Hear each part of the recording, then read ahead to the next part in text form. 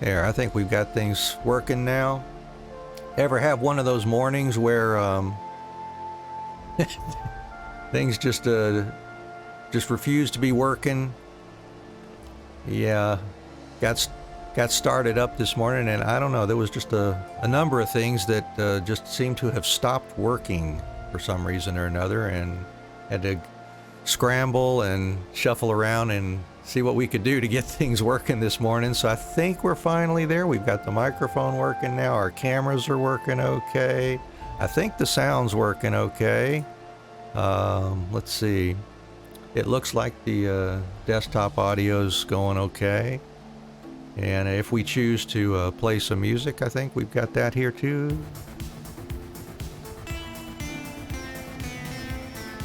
Yep, that looks like that might be going through okay as well.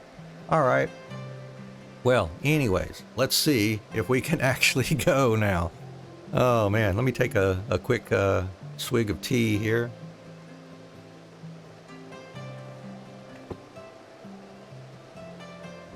Anyway,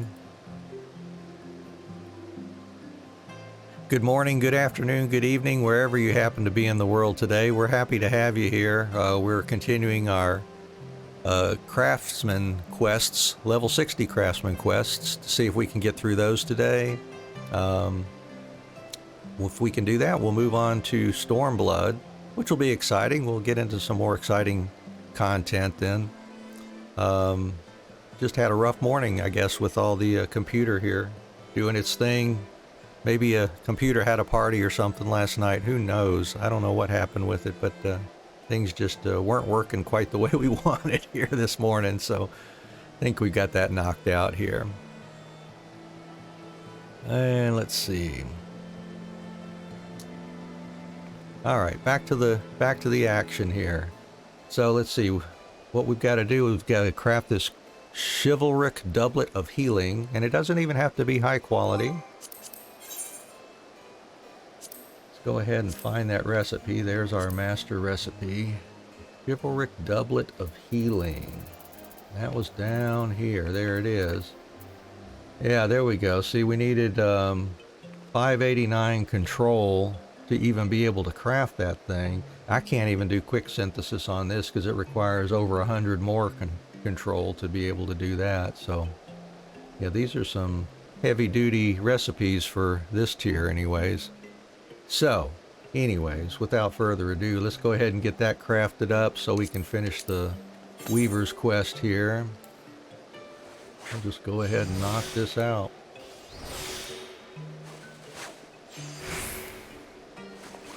We already had the materials and we found out, whoops, we don't have enough control to do that. There we go. Got that done for Averill. My heart is all aflutter. I can't wait to see what you bring to me. Or is it that I'm anxious about the battles ahead? Well, is it done? It is finally. After 2 days.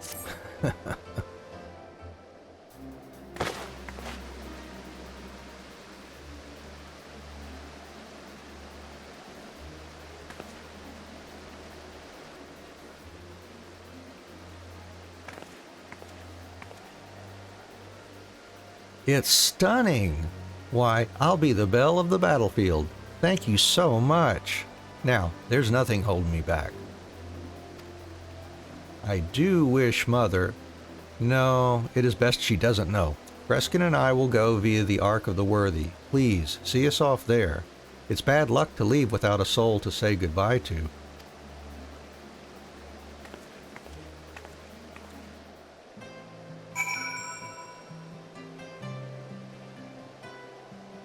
Alright, so Ark of the Worthy, which I guess is that front gate.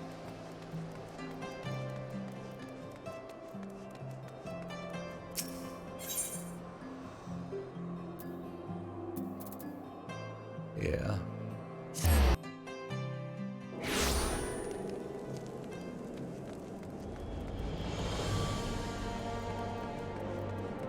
Anyways, how are you doing today? I hope everything's going okay with you. If you got anything you want to talk about, by all means, drop a comment down in the chat. We'll be happy to chat with you, because that's what we're here for. Just to interact and chat and enjoy the game together.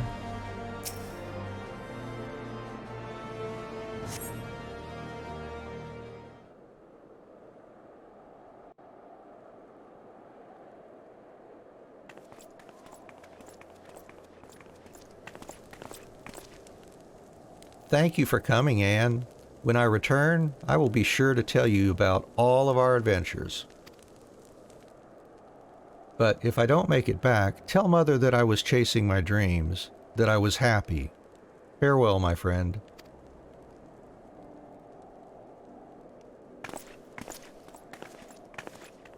Averil, where are you going dressed like that?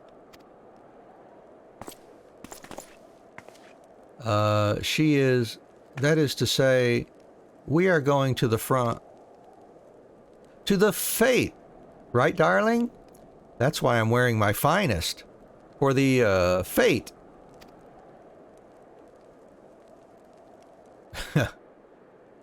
Sure.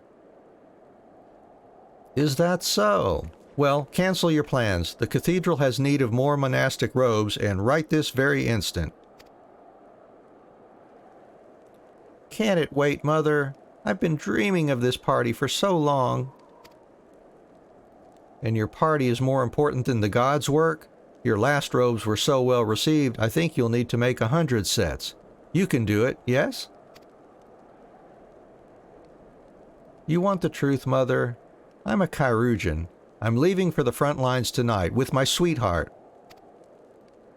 Please don't try to stop me. I couldn't bear sitting at home praying for my Freskin's safety when I could see to it myself.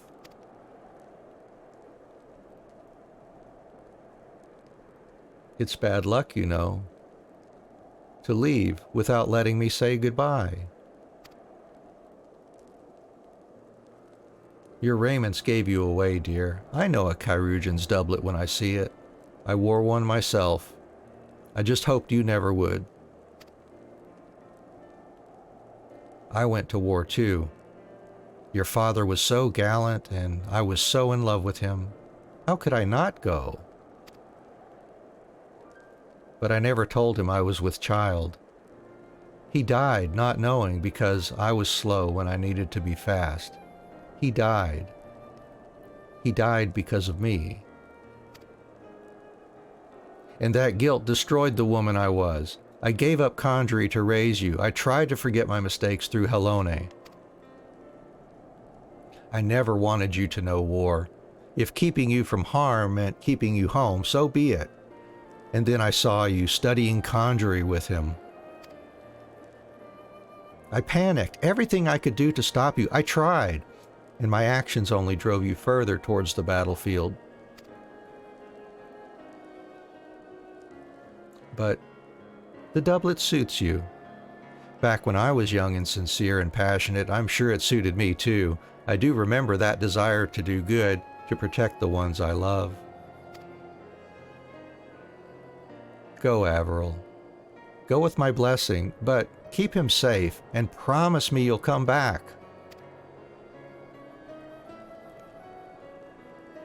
I promise, Mother, on everything I hold dear. Thank you. And thank you, Anne.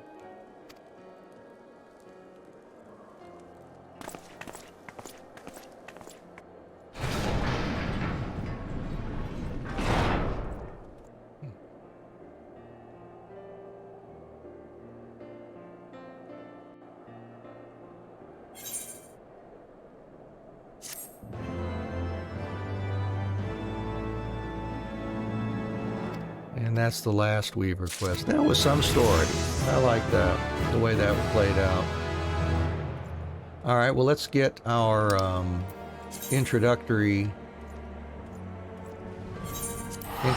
quest for Stormblood started here, or done, for Weaver, and then we'll move on to the next job.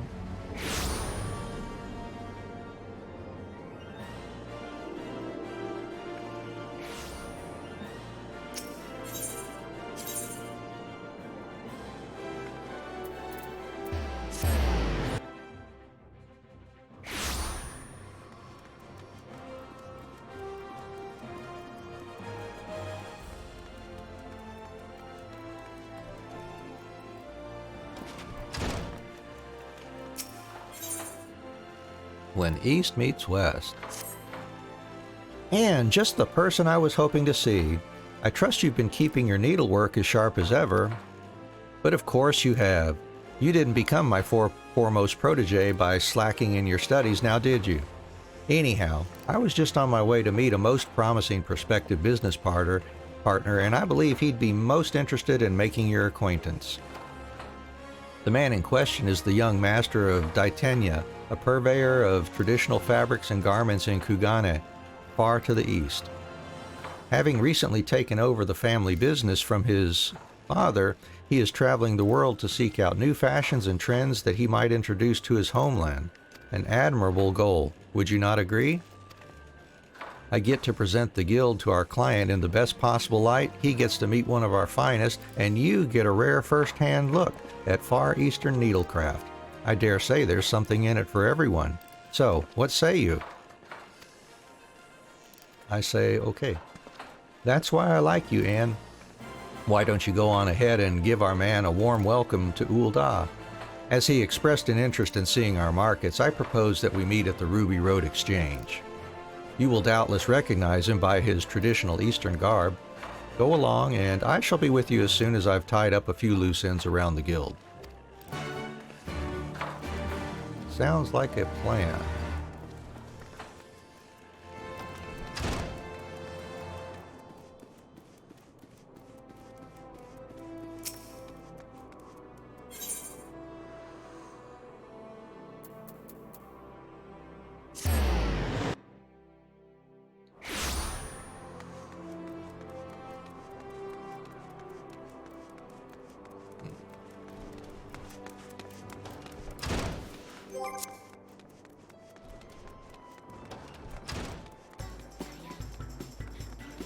Alright, still playing this song here.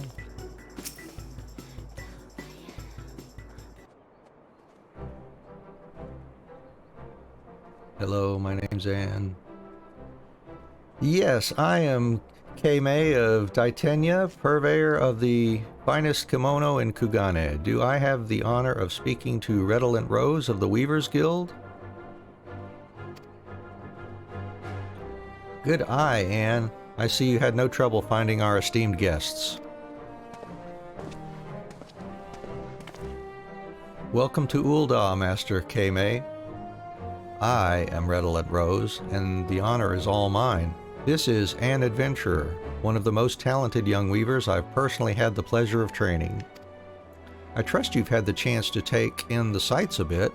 Should you have any questions regarding Ul'dah fashion or custom, any at all, Anne here would be all too happy to answer them. Isn't that so, Anne?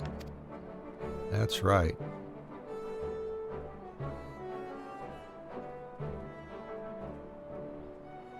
A most generous offer, Master Rose. I must confess that, though my companion and I arrived but a short time ago, we have seen colors and patterns so many and wondrous that we are still feeling a measure overwhelmed by it all.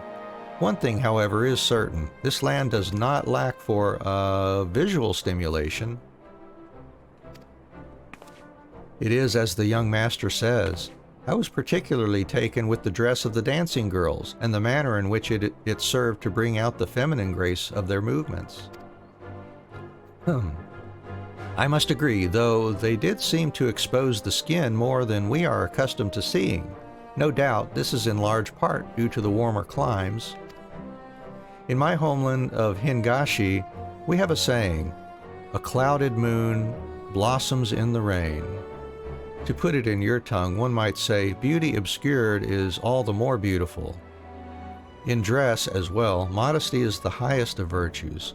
I fear the garments we have seen may be a bit too bold for my countrymen. I see. Yes, when introducing new fashions to a new land, one would be remiss not to consider matters of culture and climate alike. To that end, mayhap the more conservative garb of Ishgard might be a more suitable starting point. Ishgard. Though I have never traveled there myself, the tales I have heard say that snow and ice cover the lands in all seasons. I can only imagine that the silks of such a nation would not overexpose the flesh. Without seeing them with my own eyes, of course, this is little but speculation. Funny you should say that, my friend. There's a ball to be held at the palace not bells from now, and a delegation from the Holy See is scheduled to attend. What better opportunity to see the finest fashions our neighbors to the north have to offer? A chance to witness Ishgardian attire firsthand right here in Ul'dah? This is most fortunate timing indeed. If it would not be too much of a burden, my companion and I would like nothing more than to take you up on your most kind offer. Say no more. It would be Anne's pleasure. She'd also be happy to share with you her wealth of knowledge on Ishgardian aesthetics, wouldn't you, Anne? Yeah. I told you she was the best we had. If you're looking to get the best view of the procession, the Royal Promenade should be just the spot. And I suggest you hurry along. There'll be no shortage of would-be spectators, I imagine. Thank you both for your kindness. Mistress Adventurer, my companion and I will await you at this Royal Promenade.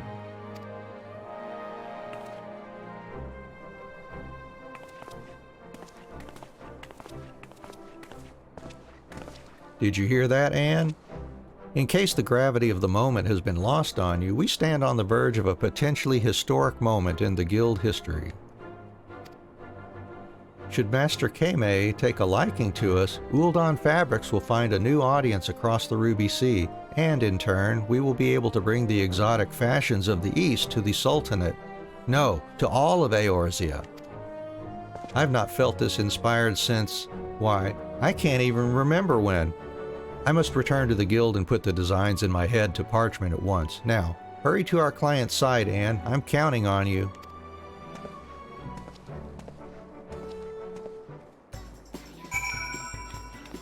All right, so off to the Royal Promenade.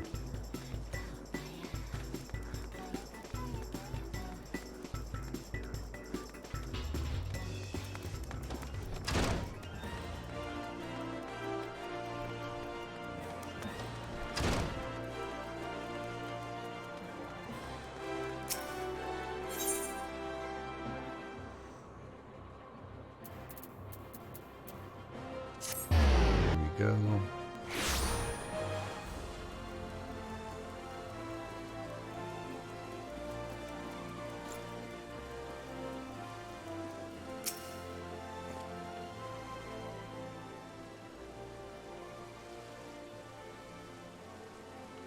Ah, Mistress Adventurer, you have come at the perfect time. Are those two gentlemen not part of the Ishgardian delegation? Haha. I say, how can anyone abide this infernal heat? If they'd had the courtesy to inform me in advance, I would have worn something that breathes a little more. Why, I've half a mind to go change into something more comfortable. My lord, if I may be so bold as to remind you, it is for the very purpose of displaying this attire that House Halenair deigned to participate in these festivities. Lord Artorel would not approve if you were to... Yes, I am not daft, Honorwa. Go against brother's wishes? The Fury forbid. Now, whatever is keeping my lady. After all, it is for her and her alone that I humored brother's request.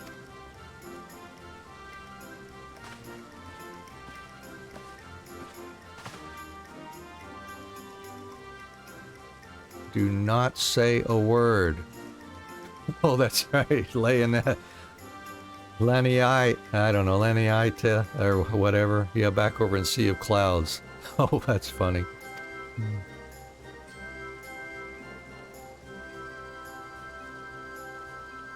My lady, as ever, I find myself without the words to properly convey the elegance before mine eyes. Truly you are a rose among the weeds, your beauty blossoming even in this God's forsaken desert. But I forget my manners. Might I, Emmanuel de Fortam, have the honor of escorting you to the ballroom? Huh. If only you could show such poise on the battlefield. Huh? Did you say something, my lady? You seem pensive somehow. Mayhap you are feeling less than confident about your dancing abilities? Worry not. I shall take the lead, and you need but follow. Do take heart, Lady Laniate. I can say with some confidence that dance is mayhap the one discipline in which Lord Emanalane's actual ability measures up to his words. And this is supposed to comfort me? At least on the battlefield I could hold my own against this. The ignominy of it all.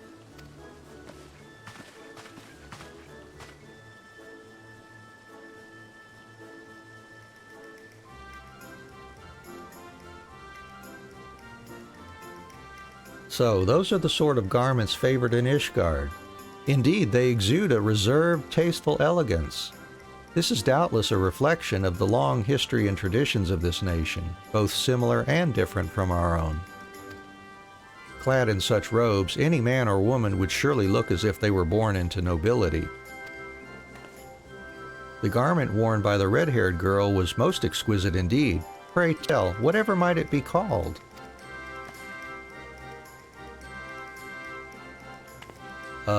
Bustle, you say?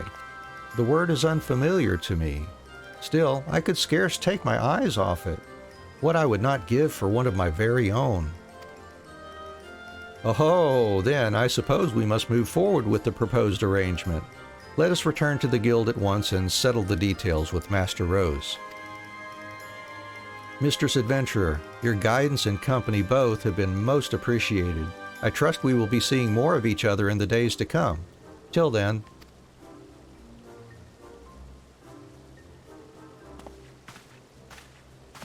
The young master tells me that you are a hero who has traveled this realm far and wide. This is true, yes? I can only imagine the gorgeous robes and gowns your eyes have seen. The young master also tells me that you are a talented weaver in your own right, who has fashioned no end of wonders. Would that one day I might clad this humble body in one of your creations. But I forget myself. Till we meet again, friend.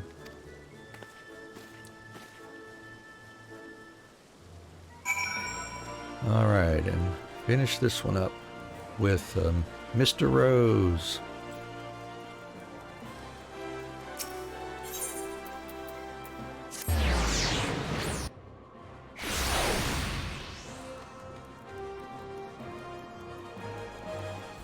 Yeah, it's easy to forget how long some of these draw out if you don't skip anything and take your time going through them. That was a lot of text for this particular quest here. I knew I could count on you, Anne. Allow me to announce the momentous news. Our guild has entered into an exclusive trade partnership with Daitenya of Kugane. Mistress Adventurer, thanks in no small part to your most generous guidance at the promenade, I am pleased to say the negotiations went most smoothly. Our esteemed guest and his companion were both most taken with your aesthetic sensitivities. Is that not so, Master Kame? It is indeed. Master Rose spoke quite passionately about the many wonders you have wrought for your clients. I can scarcely wait to entrust you with a commission of my own. Though the journey is a long one, it would be our honor to welcome you to Kugane one day. Would it not, young master? It most certainly would be, and with that, we had best be on our way home. Master Rose, Mistress Adventurer, we look forward to a long and fruitful partnership.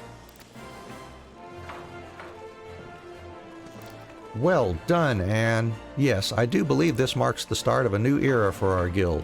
Mind you, this means we, and by we I primarily mean you, must work harder than ever. Your wares will be the face of our guild in a whole new land after all, and we simply must make a good impression. That's right.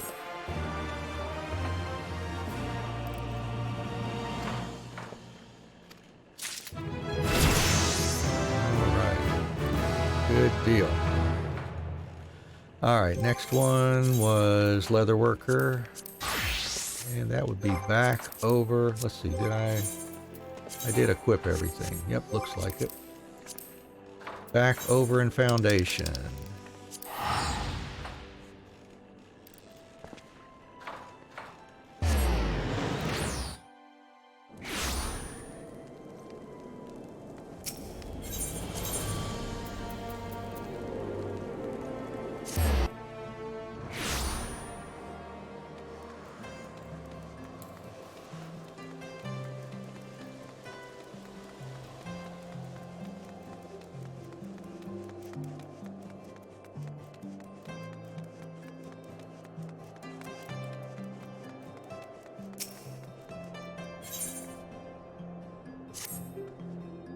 And my business is on the cusp of great growth. I can feel it.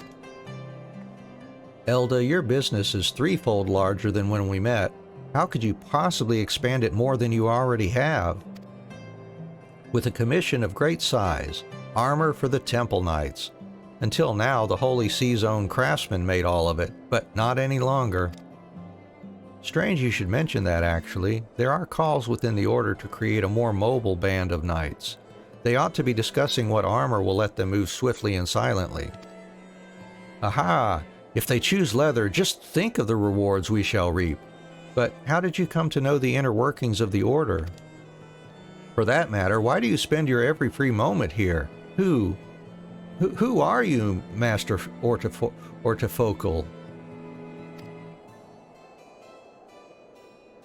Sir Ortifocal, if you must know, I'm a Temple Knight, a currently homeless Temple Knight.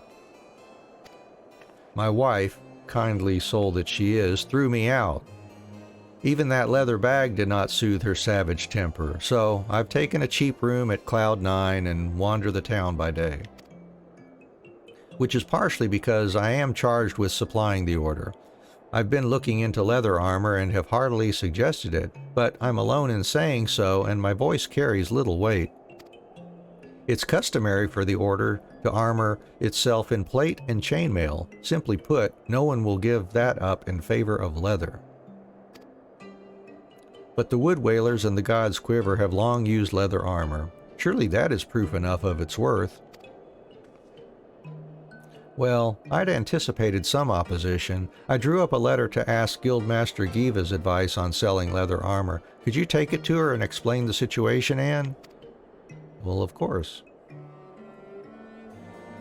Here, give it to me. In the meantime, Sir Ortifocal and I will discuss how best to approach the Order.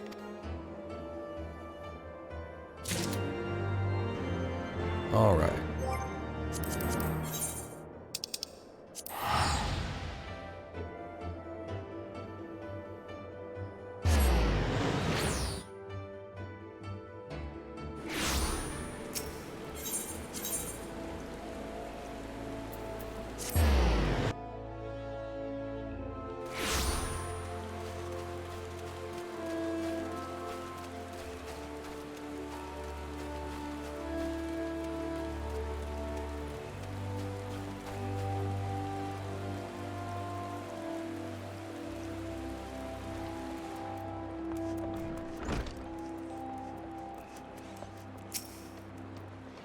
Anne, I haven't heard a peep from Elda or you. I take it the two of you have worked out a deal?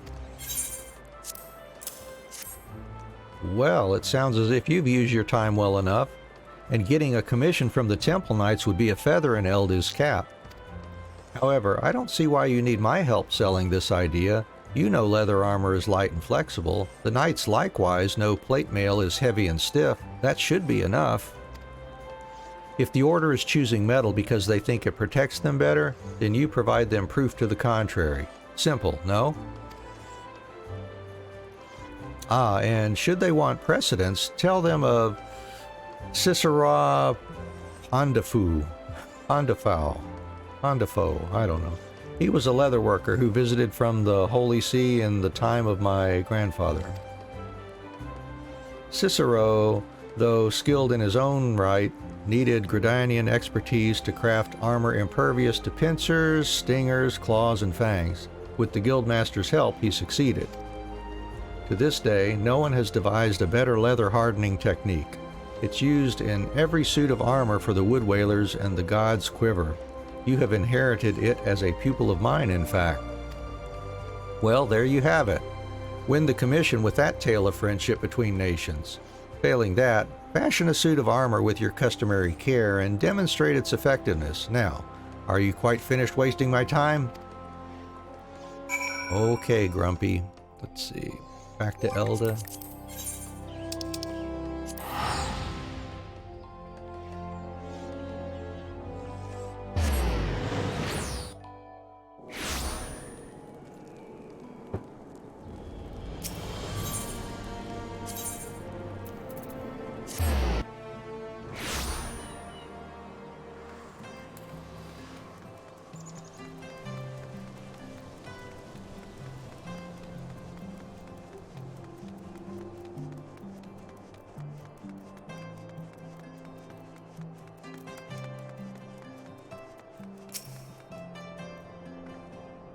Welcome back, Anne. We were just about to begin our discussion.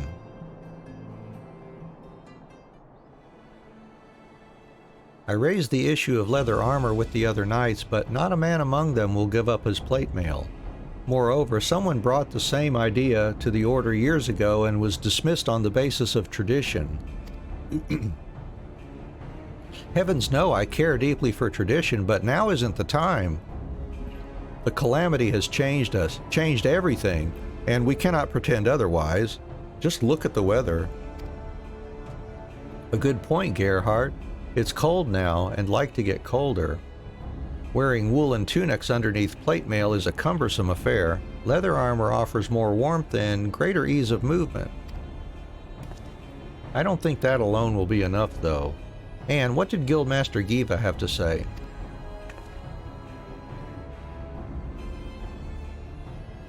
So, our ideal armor will be slightly thicker for warmth and bear the brunt of even a behemoth's attack. But such is possible, yes?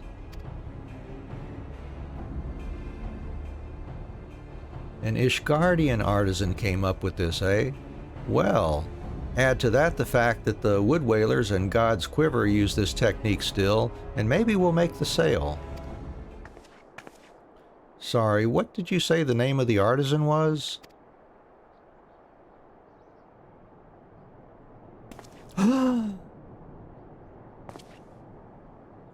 Cicero Pondifo, good heavens, Elda's grandsire. Oh, really?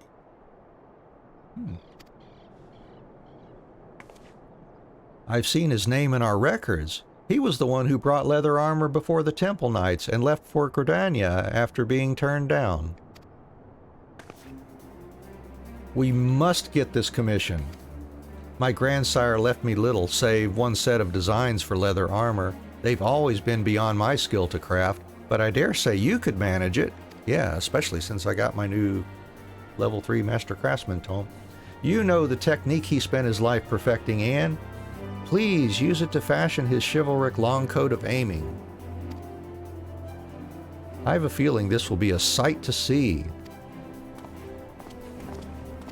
All right. Chivalric long coat of aiming. That one doesn't have to be high quality either. Yay. Good. Chivalric long coat of aiming. There it is. Alright, so 3 amphiptère leathers. If we've got the mats for it. Oh, I need more earth crystals. What time is it? 5:20. Alright, I can't remember what time things pop over in Mordona. Let's see. See if we have anything popping over there for clusters. Hey, attack chicken.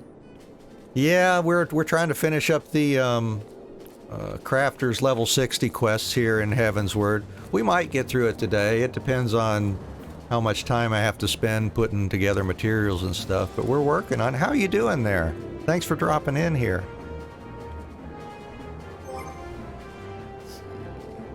Alright, nothing. Oh, there's something popped. Let's go grab that. Yes, yes, yes. If we can get us some more clusters here real quick before the node goes away.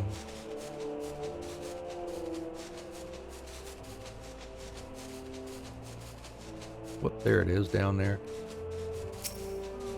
I need earth for sure.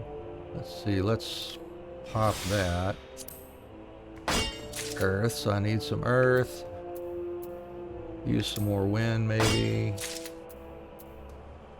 Alright, that looks good. Another wind, another earth maybe. Let's see. Oh, another ice. There we go. Alright, that ought to give us enough to do those crafts anyways. Awesome. Anyways, let's go back to foundation.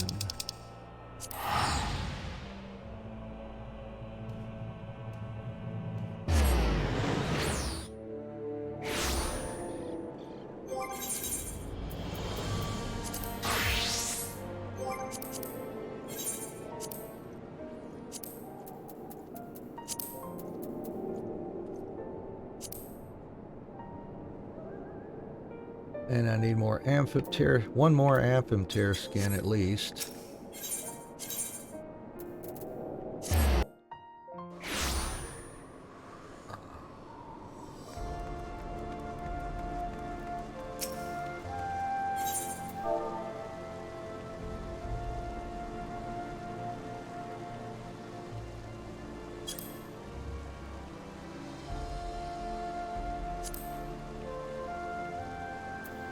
We'll stick to just one for now.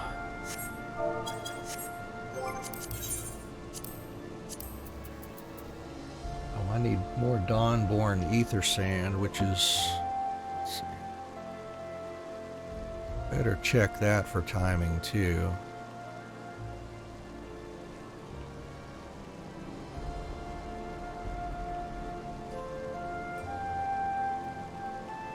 .06 p.m. right now in game. Fire rocks or lightning rocks.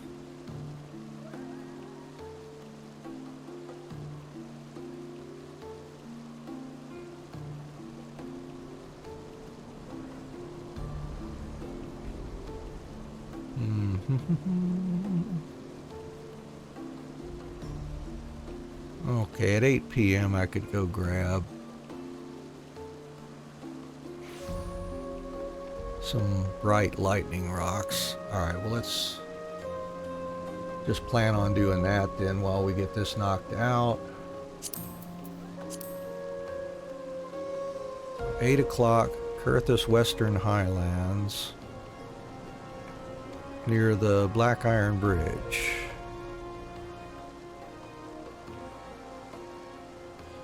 Oh, yeah, what world server am I on? I'm on Halicarnassus on the new data center in North America. But I've been jumping around to, was it Crystal, I guess? Whichever one has Diablos on it whenever I need a more populated server. Sometimes the prices here are just, crazy, crazy, crazy.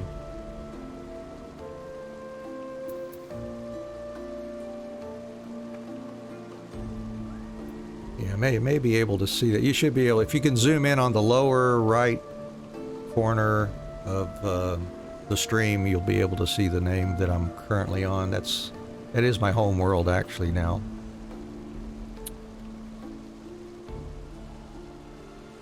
All right.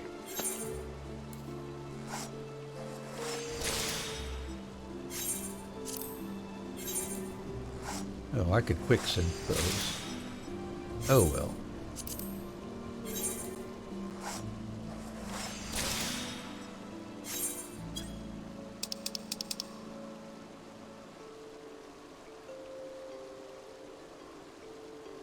Alright, Chimerical Felt, Arm Regis Nugget.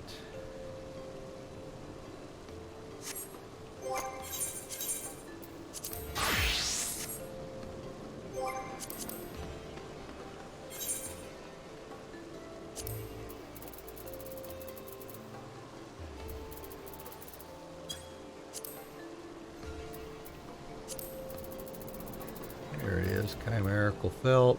Yay, we've got the materials already.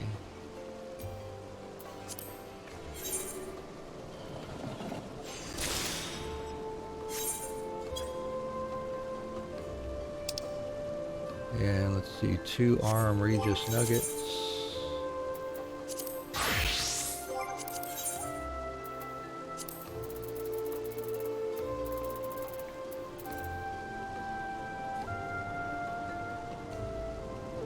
More Arm Regis Sand. Alright.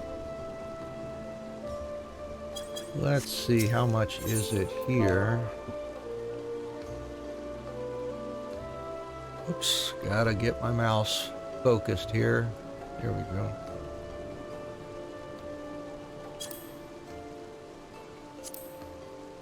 No, we'll gather it.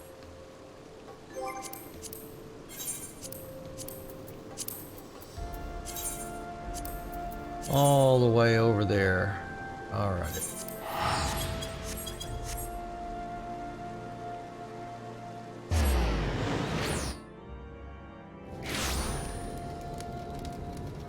Well, my hair's being crazy here. Yeah. Oh, well. Kind of interesting looking, I guess. Oh, boy.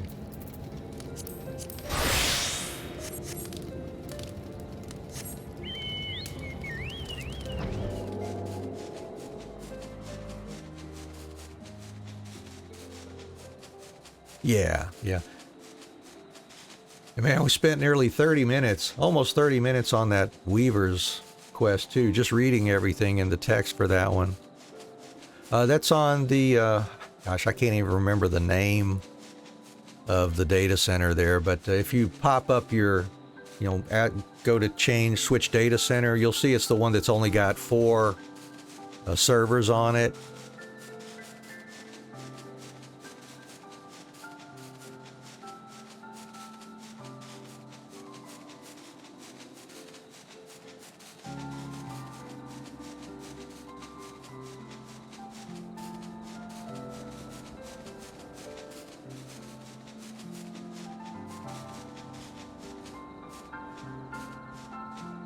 Really, Adamantoise, huh?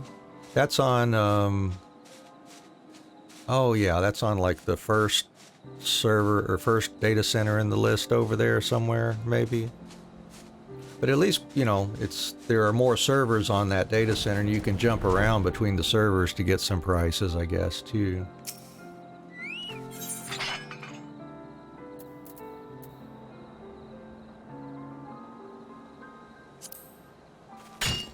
Oh, I better just do quick gathering here. Dynamis. Ah, yeah. Got it.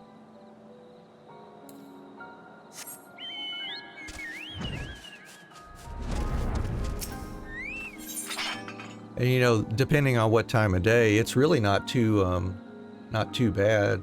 I'll see if I can grab this map.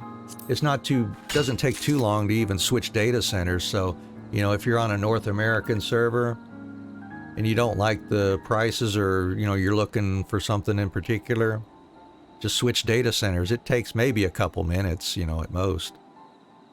Oh, really? Well, that's cool. I mean, at least for getting people to, join duties and stuff, that would be great. It sounds like Adamantoise being super populated. Yeah.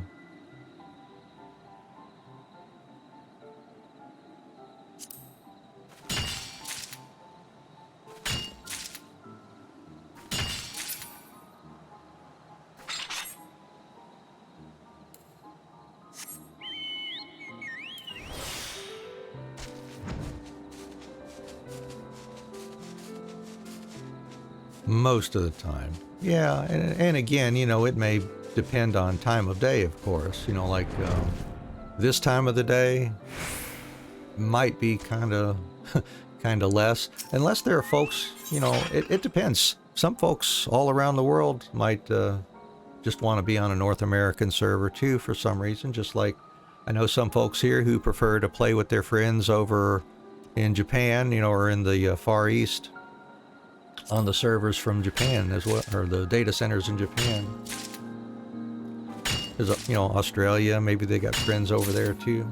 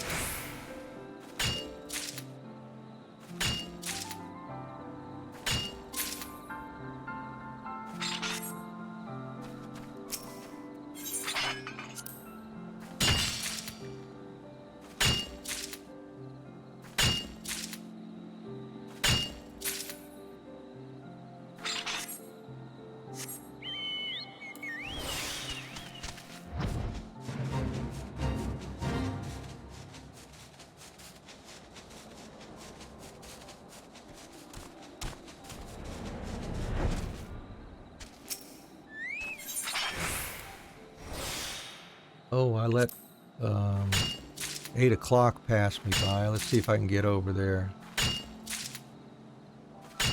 Yeah, let's go do that. And Falcon's Nest.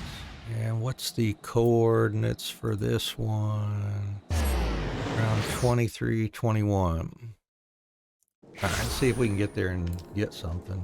I don't know. I may have waited too long here. Yeah, it's going to take a little while here.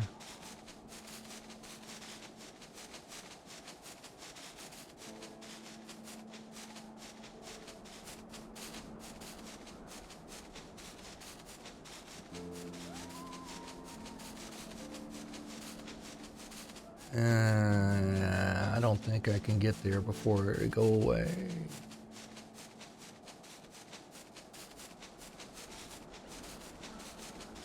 There's one right there.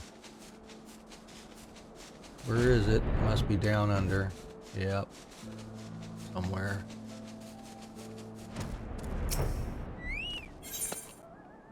Right, lightning rock. Alright, let's see if we can get that.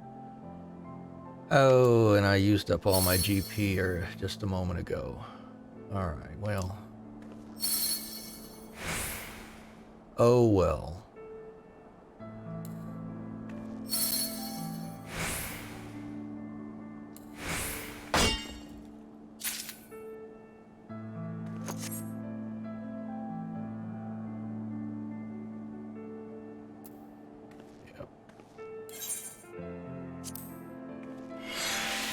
See if we get any. Nope, we didn't get any from that one.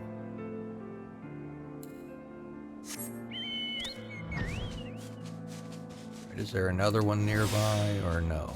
Nope. I think they're gone. Yeah. Alright, what's the next one I could get? 10 o'clock would be a good time.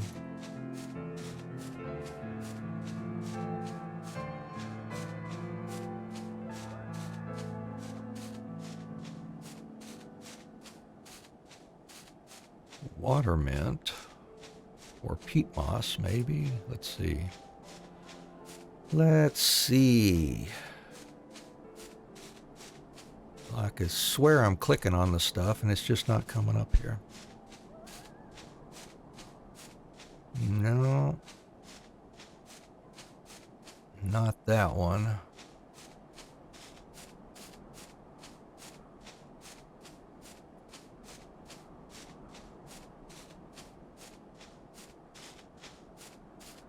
Well, let's see, at 12 a.m., which is coming up, I could do that one, which is right here, but I don't want to leave the zone right now.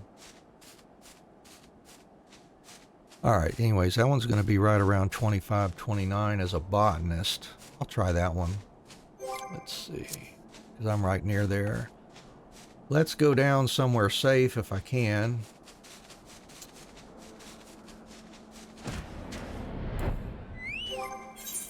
And I can at least go ahead and do this, these Aurum Regis nuggets. Need 2 of those.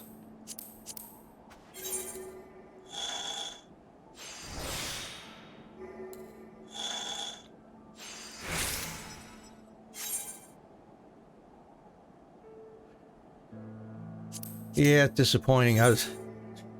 Should have set a timer or something so I wouldn't forget that 8 p.m. But that's okay. That's something that usually pops up every 2 to 4 game hours, I guess. Not too bad. And it may be cheap on the market board too. I don't know. But try to avoid buying things if it's not going to take me too far out of my way.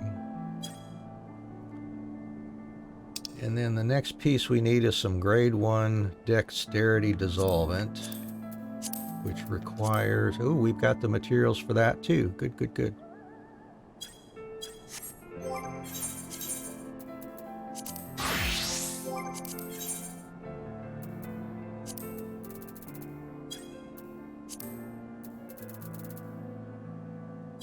What did that say? Did that say grade 2? Oh, grade 1. Okay. Yeah, I was thinking, surely I don't need grade 2. Got that one. All right. Now we just need 12 o'clock to roll around here.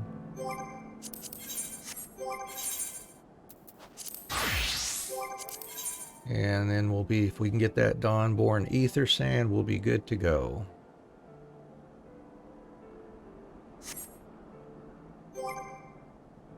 See, coming up next is Goldsmith. We'll probably need that, some of that Aurum Regis that we gathered.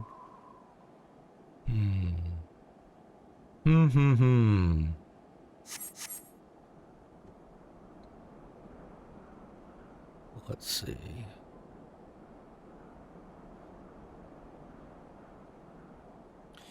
We can fiddle around here a little bit. See, let's go ahead and yeah, there we go.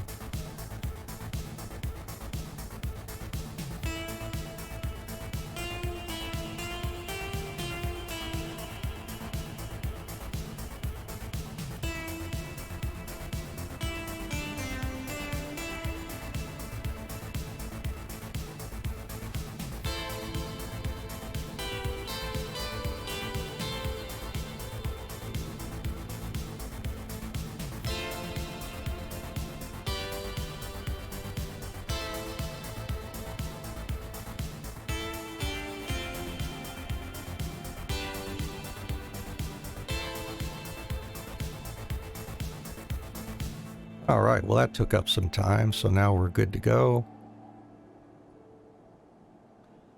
Get back to Botanist, and we are ready. And there it is. There's something already popped. There we go. We're right near the mint, it looks like. And we've regained our GP, so we can use that to our advantage to try to get 1,000 collectability. And that was the water mint. Yep, right there.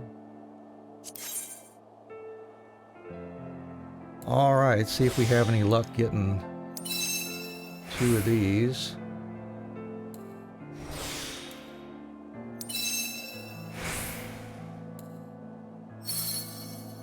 There we go. That should give us... Well, let me put my ethereal reduction here on my hotbar.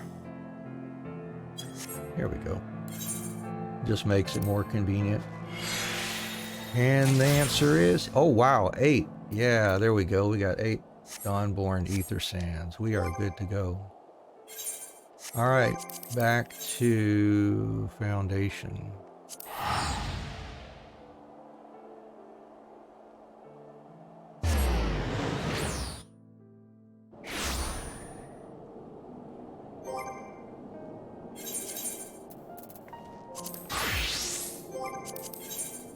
And let's make that thing.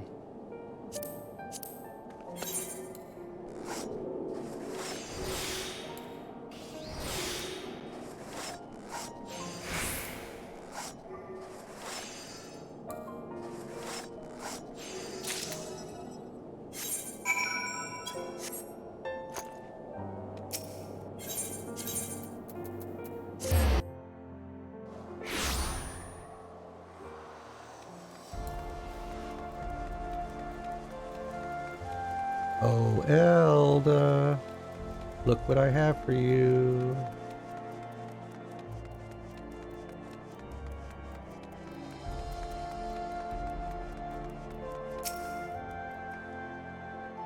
Have you had any difficulty reading my grandsire's notes, Anne?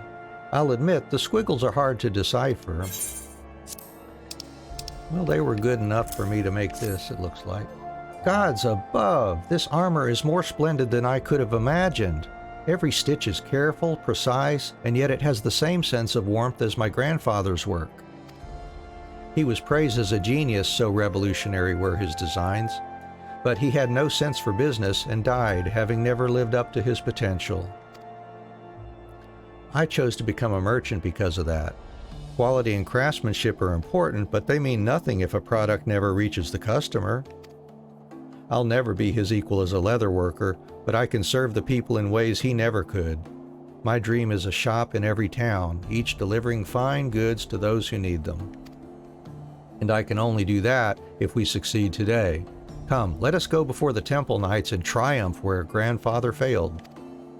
They will receive us at the Light Feather Proving Grounds. I will go ahead with Sir Ortofocal. Meet us there, my friend. All right.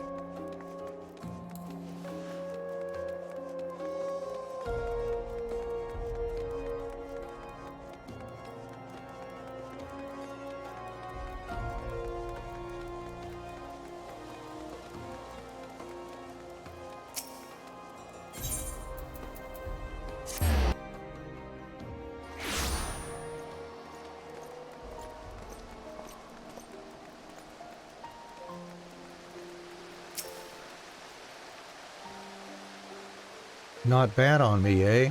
Now, let us see if we can't sell 100 sets to the order.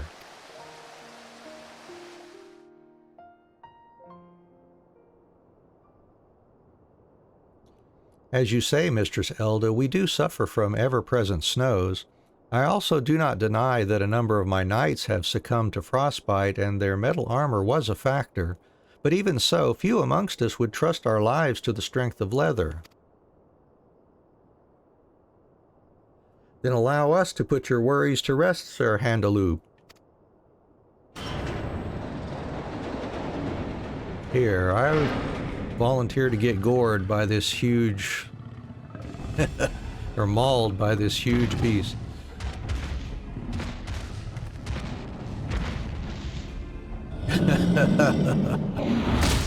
Holy cow. I think that would just break his arm outright. Oh my gosh. Break something, that's for sure. I'm all right. I'm all right. What do you say to that display, Commander? It's nice of that big bear to just stop and... Mayhap there is merit in leather armor after all. I think it would serve well for scouting and stealth.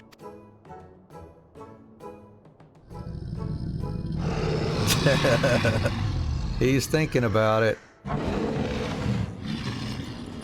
That is a huge, huge animal.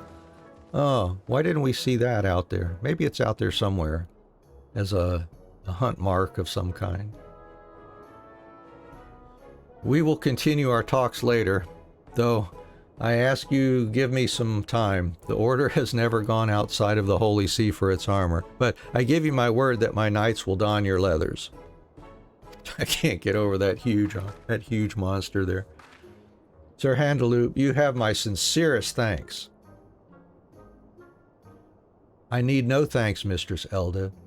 Sir Ortofocal's armor protected him, and that is proof enough for me. Tell me, who crafted it? Me, I did. And, my lord, a leather worker of incomparable skill. I had not known you were so skilled an artisan, madam, but great talent must never go unrecognized. I will personally see that it does not.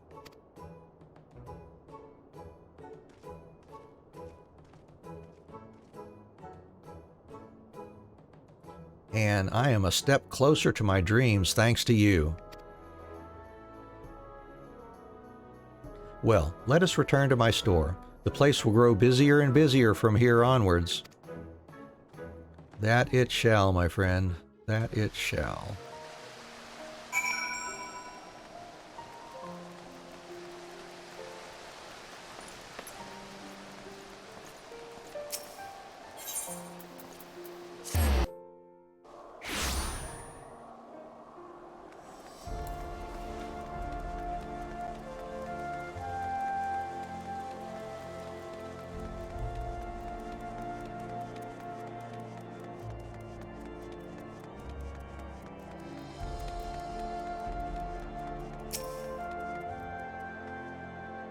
I could not have done this without you, my friends.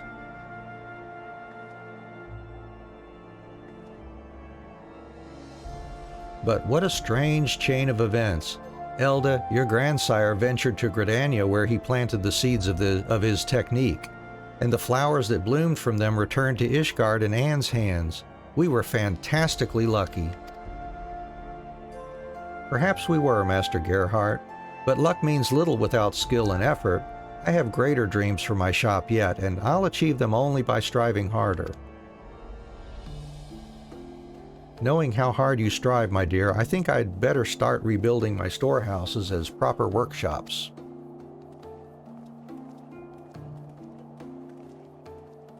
And thank you again. My grandsire's technique returned with you to Ishgard, and I will see that my own craftsmen put it to good use. Well, you have the Temple Knights clamoring for leather.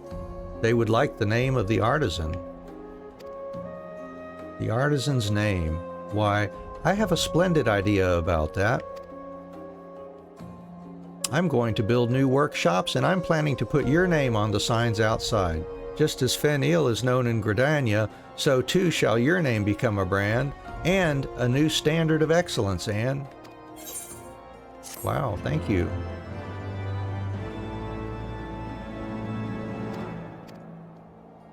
All right. We've got Leatherworker there, and we'll go ahead and pick up the introductory Stormblood quest for that one as well.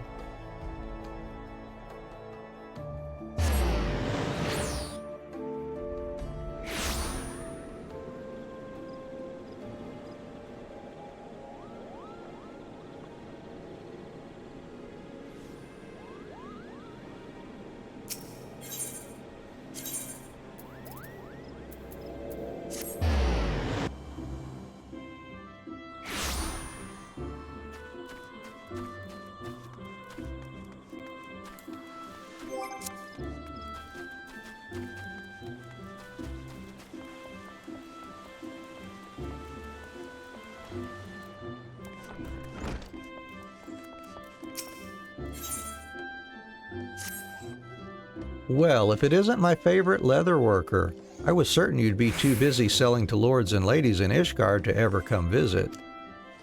But you've come at a good time. I have need of a woman with your talents.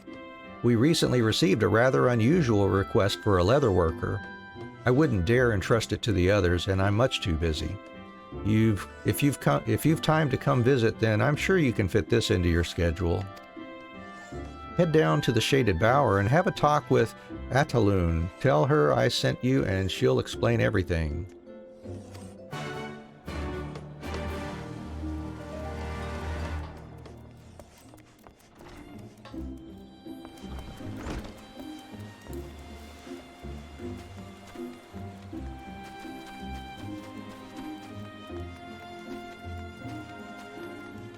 At least some of these names give my mouth and tongue some exercise, I guess, trying to pronounce them. An adventurer of the Leatherworks Guild? Ah, yes, Giva has told me about you, a darling protege who's gained some small bit of fame for services rendered here in Gridania and Ishgard. Well, your honors and accolades mean naught to Eorzea's premier naturalist Ataloon. Henceforth, I, and I alone, shall be the judge of your worth. You should be happy, proud even, to assist me with my noble works. 'Tis not often one has the opportunity to serve as my lady in wait, my dutiful assistant, my dutiful apprentice. Daunted by my celebrity, I see. Worry not. Under my careful guidance, your skills will be put to good use. This I can assure you. Until now, I have been collaborating with my first assistant, Marcette, to write articles for the new Eorzea Geographic. Though I would love to continue with my writings, a duty of much greater importance has drawn my attention. In my research of the calamity's effects on the environment, it has become clear that the abnormal rate at which the realm is changing far outstrips the pace of animal adaptation. Indeed, I fear certain species now face extinction, and what manner of naturalist would I be if I did not do all in my power to save them? Alas, time is not on our side, which is why, in the event I am not able to save these humble creatures, I would preserve them through taxidermy, that future generations may still gaze upon their splendor. That is why I conferred with Guildmaster Giva and why you now stand before me. If you believe yourself capable of the task at hand, I shall make you my 72nd assistant. What say you? 72 sounds good, I guess. Confidence. Good. In time, I will know if there is any talent to match. In any case, your contributions will not go unrecognized. You shall be duly credited in my next publication of New Eorzean Geographic as etc. Thanks a lot. Now, your first task shall be a simple one. Speak with Research Assistant 71, Inian, at the Carline Canopy. Well, what are you waiting for? Okay. At the Carline Canopy. Maybe run up from the airship landing then.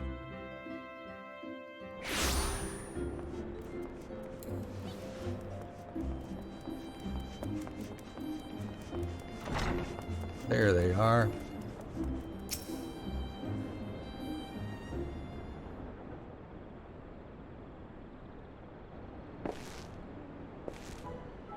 Oh, are you the leather worker, Miss Ataloon hired to help with the mounting? That'd be me. You volunteered? Working under her isn't unpleasant, mind you. It's just, well... Oh, who am I kidding? She calls us assistants, but I know the truth. We're just a bunch of servants to her. Calm down, little guy. My name's Enian, by the way. Number 71, the taxidermist, she calls me. To be honest, it's just a hobby, but she won't listen. She never listens. It's sad when animals die, you know. But when I mount them, it's like they never really left. So I practice every chance I get to make the best mounts I can. I'm no good at preparing skins, though. They're always so unsightly and misshapen when I've finished. Working with an honest-to-God's leather worker like yourself, I bet they'll look so real folks will swear they're still breathing. I should probably be heading back, or else I'll upset Miss Ataloon again. Anyway, it was nice meeting you.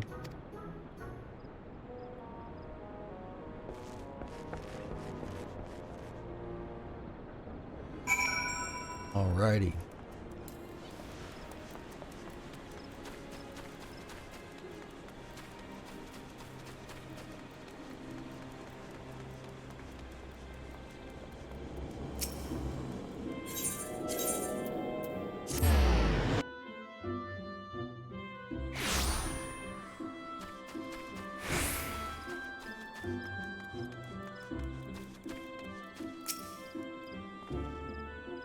There you are. Honestly, did you get lost on the way back here? My time is quite precious, you know. Though I suppose it is important for peers to establish amicable relations. I forgive you. This time. Now that we have dealt with the formalities, our team is assembled. The fledgling young taxidermist who knows naught of leatherworking, and the leather worker who likewise knows naught of taxidermy, two halves that shall make a lovely whole. Under my sage guidance, the two of you shall make displays unlike anything the realm has ever seen.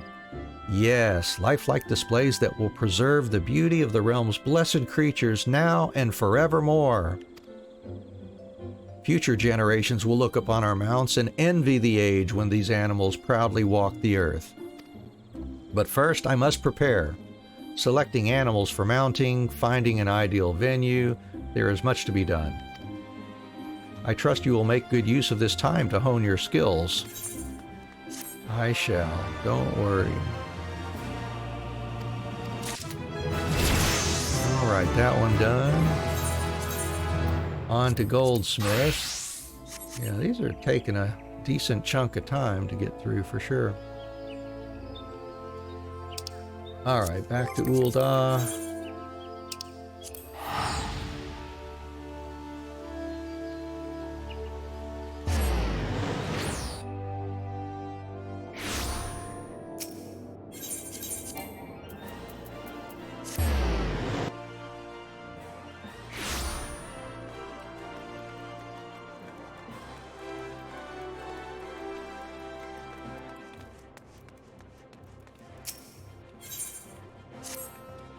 Ah, adventurer, I trust that you have honed your skills well since last we spoke. The day draws nigh, and it is time for you to put all you have learned to practice. 2 music boxes, 2 stones, 2 heretofore unheard arrangements of a timeless melody. Our clients are counting on me to deliver them a treasure that they can cherish for a lifetime, and I am counting on you. Work swiftly and surely, adventurer. I look forward to seeing the fruits of your labor. Alright, so we need a star sapphire music box and a star ruby music box. Woohoo! Alright. How many things do we need? There we go. Whoa! I need a total of 8 Arm Regis nuggets. I did not gather enough of that, did I? And Arm Regis cylinder. Alright, what about the star sapphires here? Can I make basilisk whetstones? I've got eggs somewhere, don't I? Yep. Alright, well let's see if we can get ourselves organized here. I may have to dump some inventory, of course.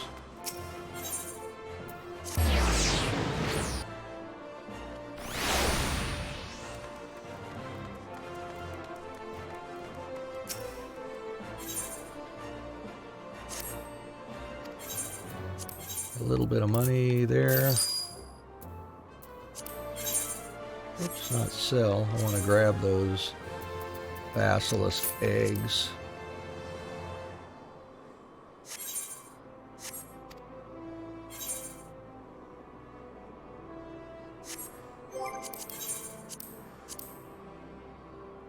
Hard silver ingots. I can make 2 of those if I can make 2 hard silver nuggets, which I can. Good.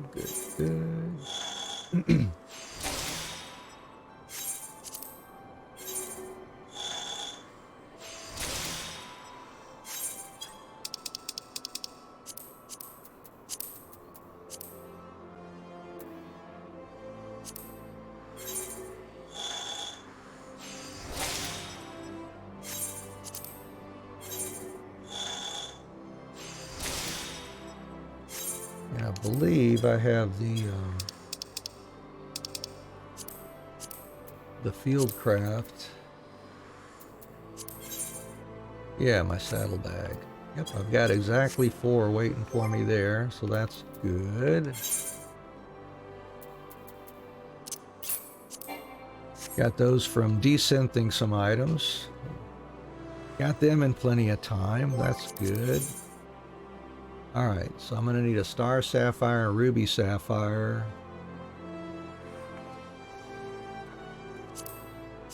And then the Arm Regis cylinder needs a cloud mica. I can make 2 of those. Got just enough for that.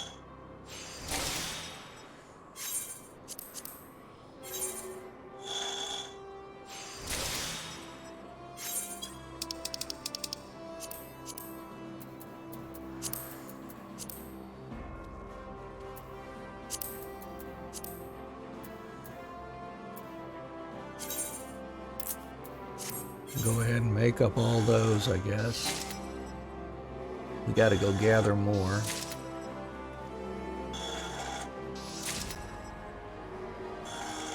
Or well, did I check the price of that already? Maybe. Yeah, I did. That's why I went to go gather it before. Alright, and then, let's see. I can make 1 Arm Regis cylinder before I fill up my inventory space.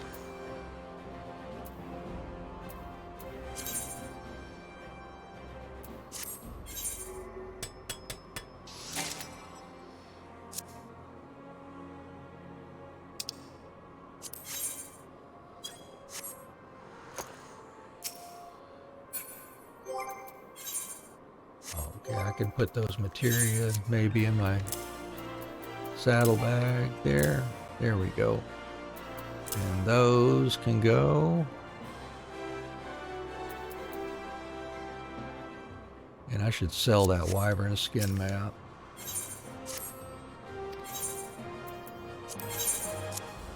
Oh, I can't sell it on him. Maybe on somebody else who's not selling one already. Oh, I guess they're selling one too.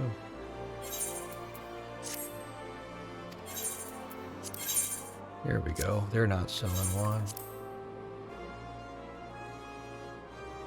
Trying to get 30,000 for them. Sure.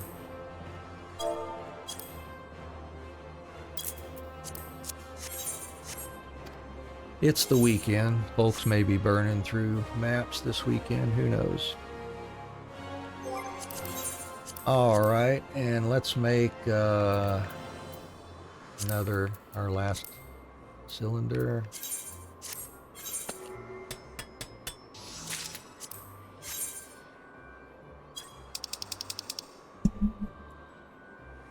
I need to gather more arm regis to make 4 more nuggets.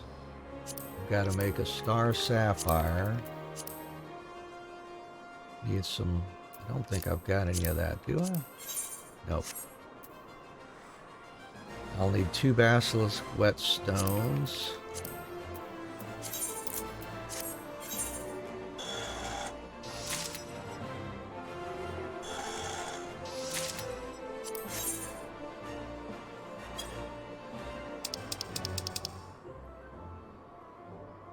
Let's see, do I have... I don't have the star rubies either, probably.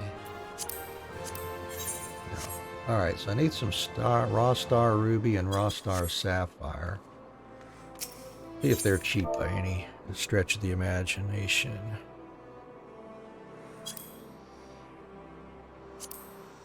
Oh yeah, those are cheap. Alright. Grab those. What about the sapphires? Yeah, that's reasonable. Yeah, save us some time going to grab those.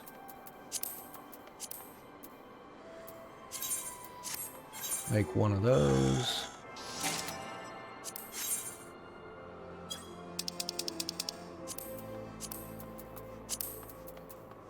Make one of those.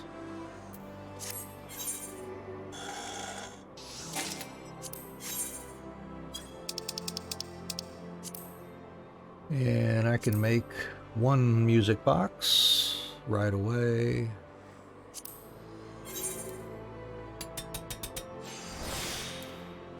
Oops, wrong skill. There we go.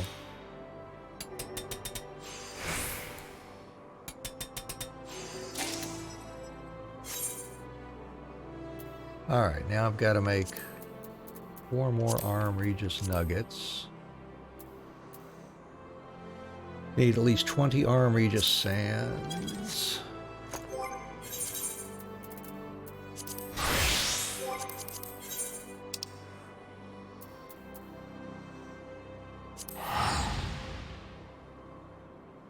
Off the camp cloud top.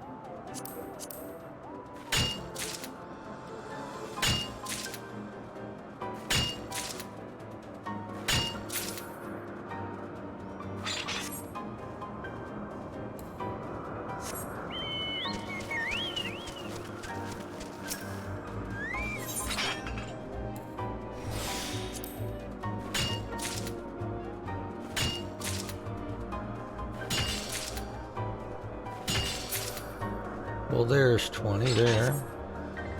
That'll work. Alright, back to Ul'dah to make this last music box and see if we can knock out this one.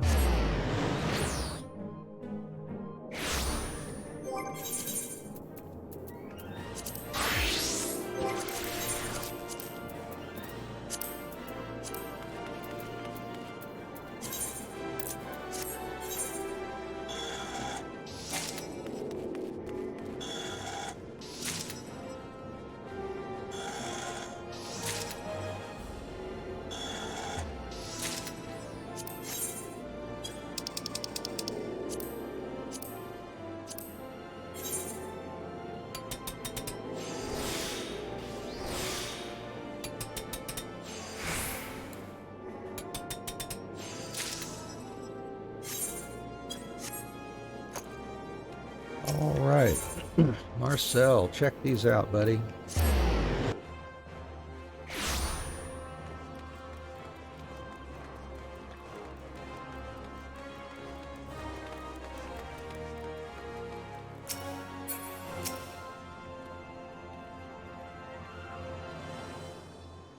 This is the moment of truth, adventurer. Have you finished work on your commission?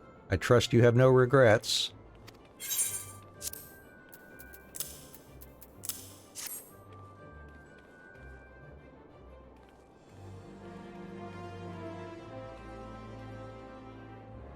Such craftsmanship. I am at a loss for words, adventurer. If my clients are half as taken with your work as I am, this will be the happiest day of their lives since the day they exchanged their vows. I would have you deliver the pieces in person. Doubtless it would mean much to them to receive their gifts from the Creator's own hand. The sapphire is for Jeweled Peak, while the ruby is for her husband. I have arranged for them to meet us at the quicksand. Go along, and I shall join you presently. All right.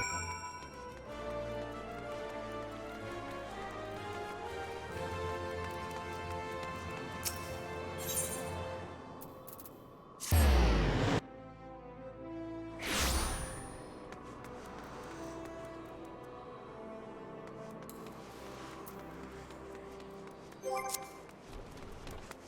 they are. Well, now, here's the goldsmith I was waiting for. Marcel was saying that you had something for me? Indeed I do.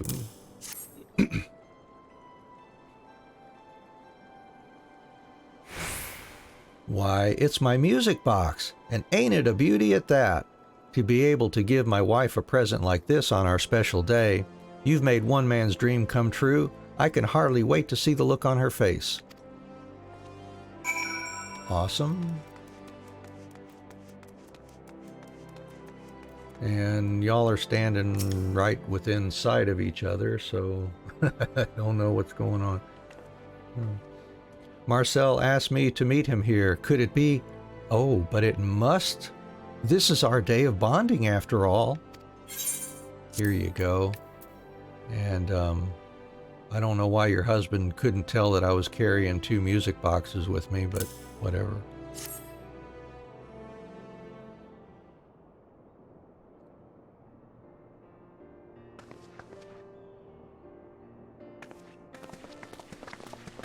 Yeah, especially if they're that huge. My dearest, whatever brings you to the quicksand? Why, I was about to ask the same of you. Welcome, my friends. On behalf of Esthames, allow me to offer my deepest congratulations to the both of you on this most special of days, a day which, if I am not mistaken, you have each seen fit to commemorate with a gift for the occasion. Aye, that I have. And you?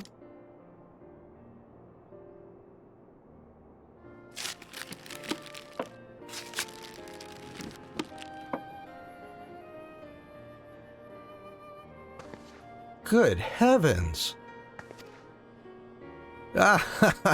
We've gone and done it, haven't we, dear? I often say that Jeweled Peak and I share a mind, but to think we'd commission the same bloody gift. But I reckon we've naught to worry about. They say this goldsmith here is one of Esthame's finest. Surely she's seen that each one plays a different tune. Ah, you would think so, wouldn't you? Yes, that would be the idea of a first-rate goldsmith, but Miss Adventurer is more than just a first-rate goldsmith. She will go down as one of the greatest geniuses our realm has ever known. Behold! Oh, well, now you've got my interest piqued.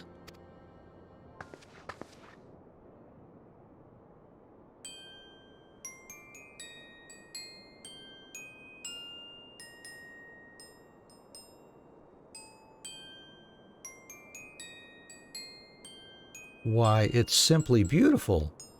Remember, my dear? This is the song we heard together on that day we first met. Yes, it was, wasn't it? What are you mumbling about over there? Surely you haven't forgotten our special song. Of course I haven't. I was just wondering what my present sounded like.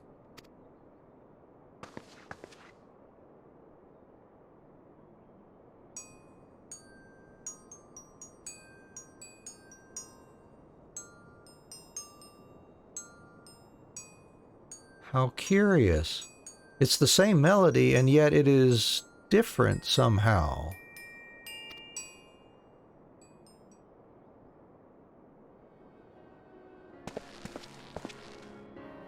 By Thal, I've got it! Rather than choosing two unrelated pieces, this goldsmith managed to work in two arrangements of our favorite song. It's a stroke of genius, I say. Just so. And that's just the beginning.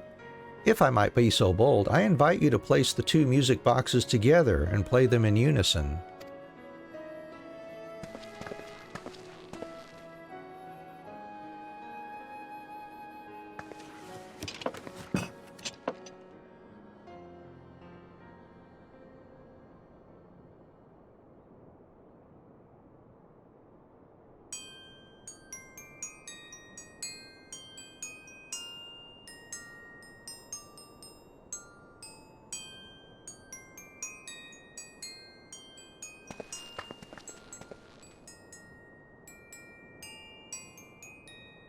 Why, they are two, yet they are one. When two melodies come together, a song never before heard is born, a fitting metaphor for us. Would you not say, my dear? Ha ha ha, that's my girl, ever the poet. I'm no wizard with words, so I'll just say this. Thank you, friend. You've made this anniversary one we'll remember for the rest of our days.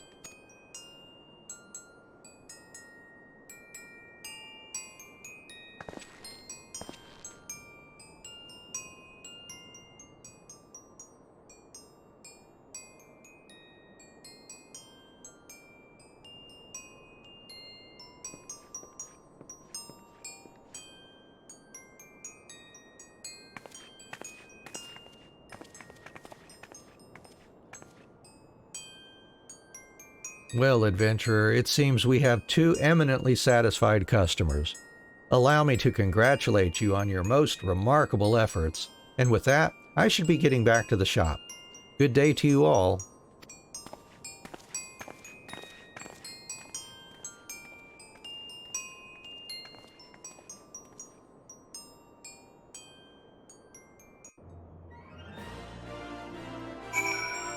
All right, back to the shop.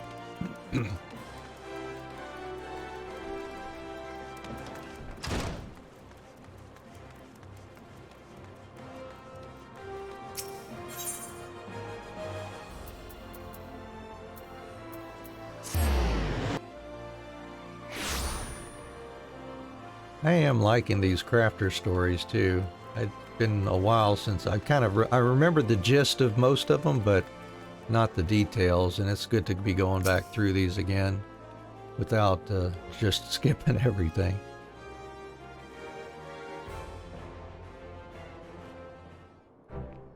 Adventurer, on behalf of all at Esthame's, allow me to commend you for your most remarkable efforts. It is no exaggeration to say your work will live on forever, not only in the hearts of our clients, but as one of the greatest masterpieces our artisans have ever wrought. The annals of history are filled with the names of master goldsmiths, and today you have engraved your name among them. As they speak of Nilafresna, perhaps one day they will speak of the golden era of An Adventurer, but that is a story for another day. It has been a true honor to be able to share this moment in history with you. I shall wear it as a badge of pride as I await the day when I have the privilege of working with you again. May you continue to bring joy and beauty to the realm with your works, Mistress Adventurer. Thank you, thank you.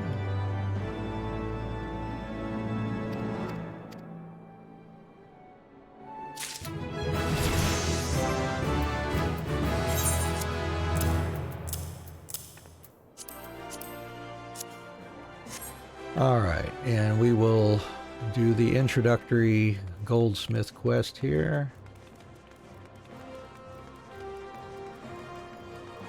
And we're making progress anyways. Just 3 more jobs to do after we finish this one here.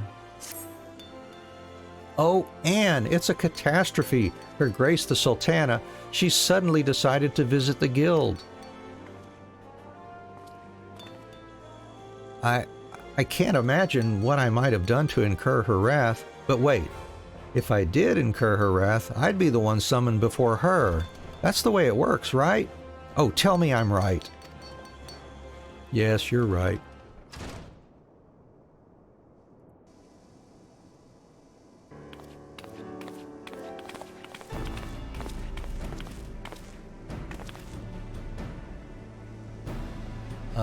Yes, miss? As much as I'd like to assist you, a rather important guest is due to arrive any moment now. Oh, my sweet little serendipity, you poor, poor thing. Should you be referring to the Sultana, then I am she. Pray forgive me my appearance, but as my visit is private in nature, I wish to avoid the public eye. Your Grace! You're here already? No, wait. I mean, you honor us with your presence.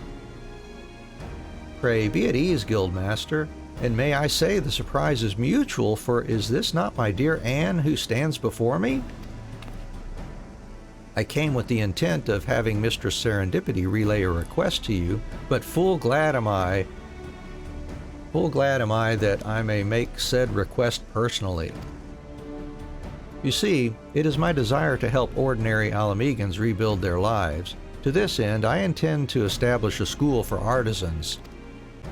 Such a school requires a capable mistress, and to this vital role I would appoint none other but you, Anne. Huh? Me? Some days ago, Her Grace made a visit to the city's refugee quarters. There she bore witness to the full extent of their daily struggles, and the sight filled her with sorrow. More so than sorrow, it filled me with shame, the shame that such despair should exist under my rule. It served as a stern rebuke of my failings as a leader and a reminder that mine inaction may beget great suffering, as it did when I allowed Telegi Adeleji to run rampant, thus subjecting you and yours to unimaginable pain. As I have long believed, by helping the refugees, so too do we help Ul'dah. When Alamigo's liberation becomes reality, and full sure am I that it will, her citizens will desire to return home. Alas, the years have left her industry barren, and there are precious few opportunities for repatriated citizens to make a living. If the nation is to survive and eventually thrive, we must needs till the soil of her economy. In pondering this endeavor, I sought the counsel of wise individuals from afar and wide. It was their prevailing recommendation that the seeds of trade be sown through the training of craftsmen who would go on to create a product that would be synonymous with Alamigo. In this way did we arrive at the idea of an artisan's school. Ralgar's Reach, home to the Alamegan resistance, was nominated as the location. This left the question of who to send as schoolmaster.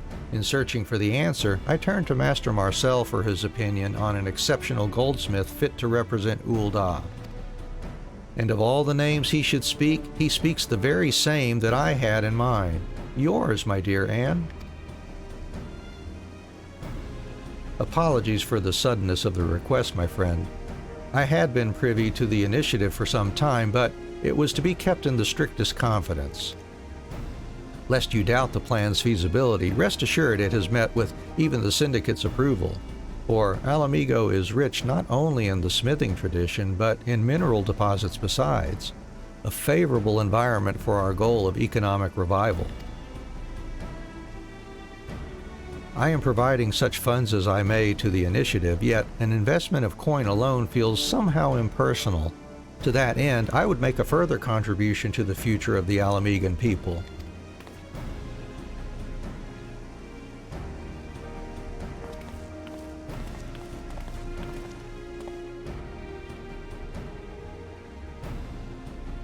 My mother's crown, which she wore when she was wed. The jewels shall be of use in your work. The kindly soul that she was, my mother will be glad that it might serve a noble cause.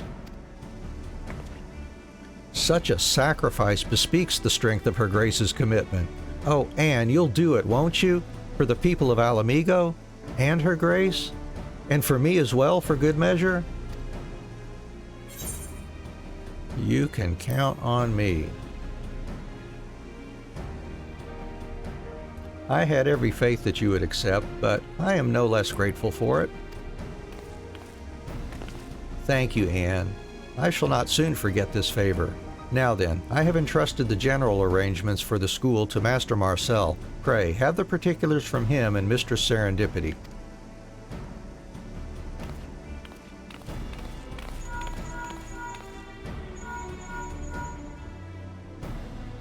Beg your pardons. Yes, this is he. What? So soon? Well, there certainly is no time like the present. At Her Grace's behest, I had put word out among Alamigan refugees that we are recruiting apprentices. The effect was immediate, and a number of promising young candidates have answered the call. As a matter of fact, they are already gathered outside the city walls near Spineless Basin. If you would care to accompany me, adventurer, this is a chance to meet your students-to-be. All right.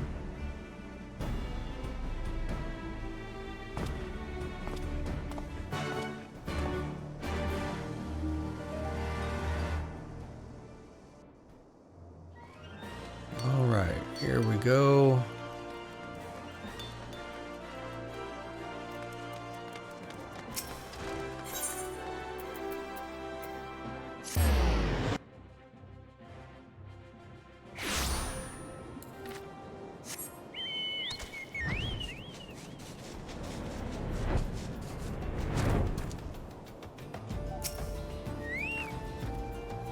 My thanks for coming, adventurer. Now then, these are the 3 individuals who answered our call for apprentices. Though they are virgins to goldsmithing, they come to us with experience in other fields. In your capacity as schoolmaster, may I suggest you say a word to each of them? Once you are done here, pray return to the guild. There have been developments in the school's establishment, and Jemima,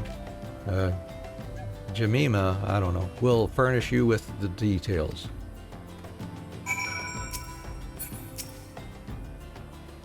It's a pleasure to meet you, miss. I'm Kabika, and I've loved trinkets and accessories since I was little, and so I started working at a small jewelry shop. At first, I was just the shopkeep, but simply selling stuff got boring fast, so I nagged our artisans to teach me a thing or two, and I learned enough to help out with repairs. But then I decided I wanted to become an artisan myself, and here I am. But enough about me and more about you. I heard that you're the one who crafted the music boxes that together played an original arrangement of a famous tune by none other than the songstress of Ul'dah? Yeah, that Flamen gets around. Ha! I knew it! You've been the talk of the town, and everyone there's going to be so jealous when they hear I'll be learning from you, but mostly importantly, I've always admired your work, and it's an absolute honor for me, and I promise to do my best. Hello, Chief. Widow's the name, and I'm here with my brother Hal. I used to smith for the Resistance, fixing weapons and such. In our country, there's always been some fighting going on somewhere, and I grew up thinking a craftsman works only on tools of war.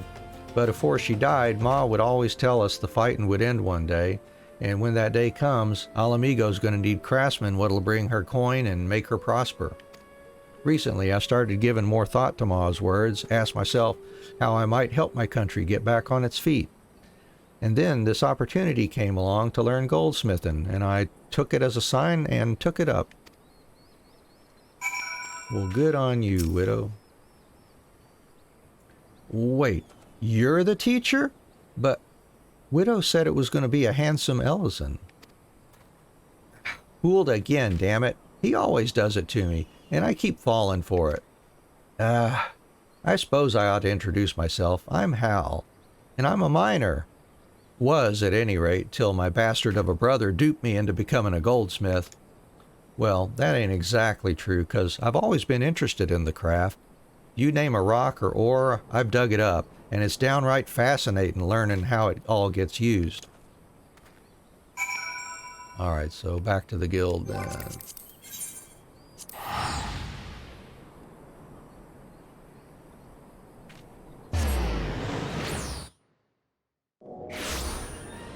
Let's see here. One moment, please. There we go.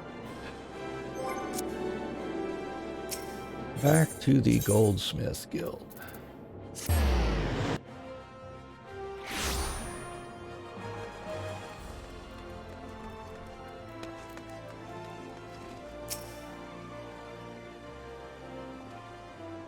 I've been waiting for you, Anne. As you will have heard from Master Marcel, there have been developments in regards to the Artisan School. Guildmaster Serendipity has selected the goldsmith who will serve as your deputy. May I introduce? Miss Emeloth. At your service. Though we meet for the first time, your many accomplishments are well known to me. It will be an honor and a pleasure both to assist you in instilling the fundamentals of goldsmithing into our budding young apprentices. When the school is finally opened in Ralger's Reach, Miss Emeloth will be the resident instructor, overseeing the students' everyday learning. The chance to work with an acclaimed goldsmith such as you seldom visits, and so when the offer came, I fairly jumped at it. I shall endeavor to be a worthy deputy to you.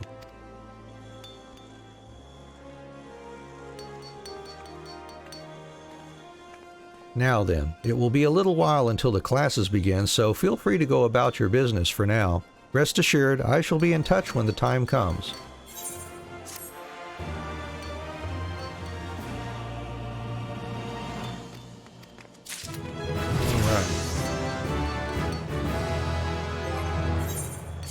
And then on to armor. Over to Limsa.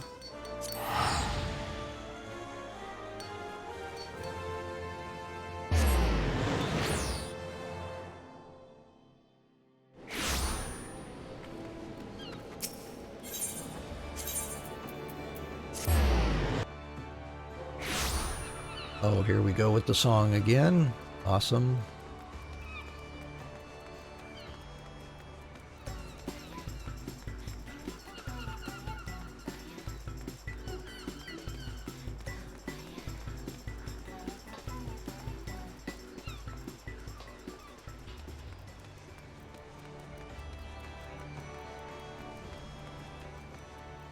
All right, Mr. Blandster.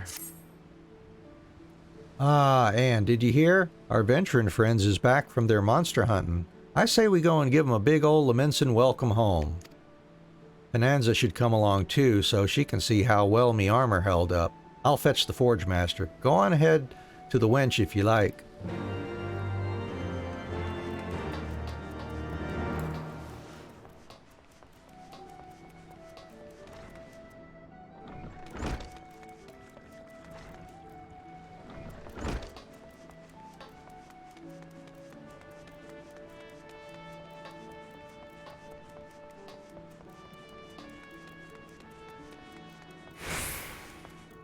Uh-oh, they look kind of beat.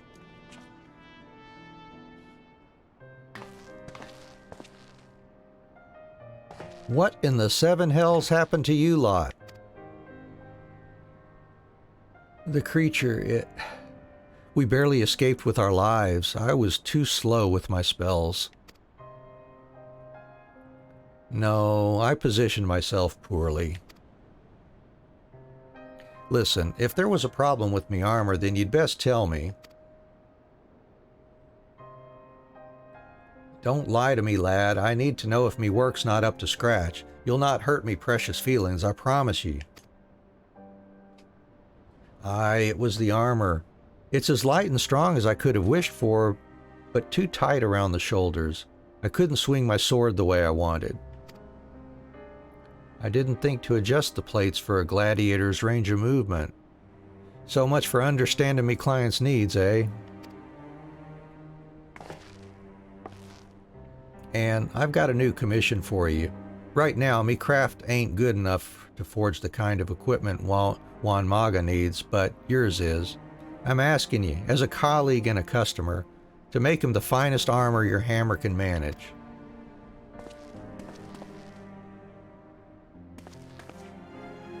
What have we done to deserve such kindness? You saved me life, remember? And maybe, with the right armor, I can help save yours in return. You are a good man, Master Blanster. Come, my friends, let us descend to Bulwark Hall and make preparations to meet our nemesis once more.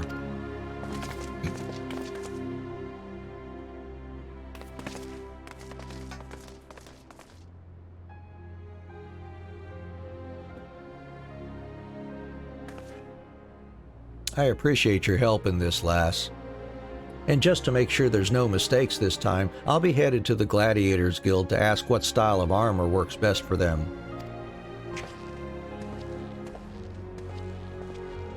This change in Blanster is unsettling. I almost prefer it when he's spitting insults at me. In any case, the armor's design may not be the only factor worth considering here. I shall visit Ul'dah myself and speak with the miners concerning their recent excavation efforts.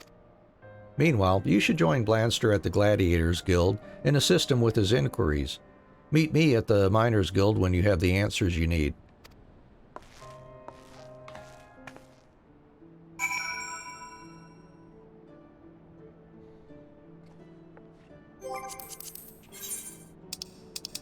Off to the Gladiators Guild back in Ul'dah then.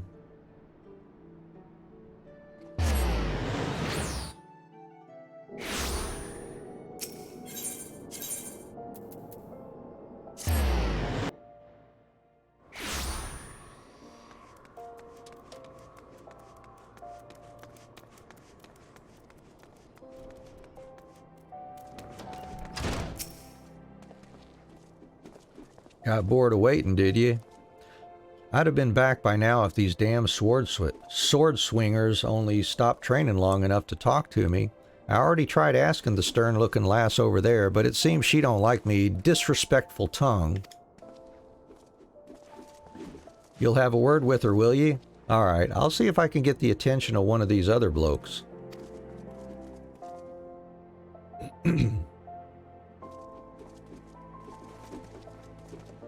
Right. Putting our answers together, we're looking at a piece what's heavy on protecting the chest, but allows the arms a full range of movement. Sounds like a lorica to me. Which is exactly what I was thinking of after hearing old Juan Maga's troubles.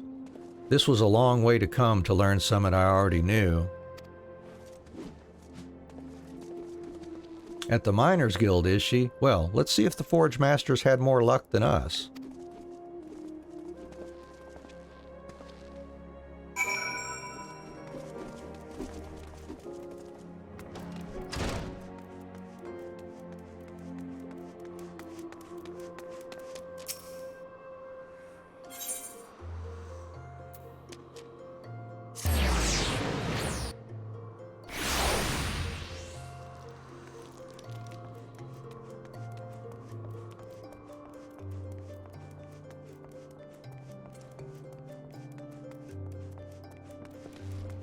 Well, I tell you, getting through all of these crafters quests within 3 hours was quite an aggressive goal after all, it looks like. We'll keep working, see if we can get through all these here. I've some good tidings from our miner friends. We had thought all sources of adamantite ore had been exhausted, but I'm told that new seams were recently discovered in lands that were once part of the Allegan Empire. And with the supply of adamantite ore, we can resume production of adamantite, a metal much favored by the ancients. Not only is it incredibly resilient, it is also valued for its unique elasticity. Aye, if there's no give, then harder metals tend toward cracking. Can you imagine a lorica made out of that adamantite stuff? Now that's what I call the ideal armor. There's me commission for you, Anne. Forge one maga and adamantite lorica. One will fend off even the most savage of blows. I'll leave you to it then. See you back in Limsa, lass. All right.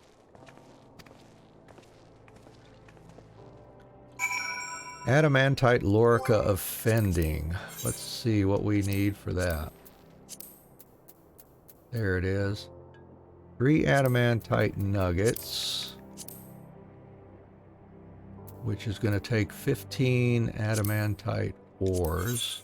I got exactly 15. How about that?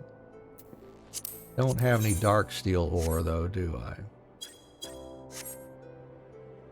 It's coming up on time when I might be able to gather some if it's too expensive at the market board.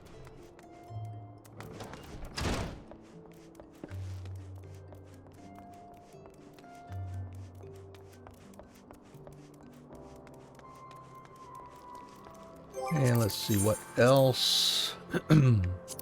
Oh, another amphiptere leather, which I need more amphiptere skins for that. Oh, this has to be a high quality too. Yeah, so we'll need to make sure we make high quality materials. Oh, adamantite rivets, which is going to need more. And make another nugget. So yeah, I'm going to need to get 5 more adamantite nuggets, or ore, that is. Let's see, I forget what time that pops.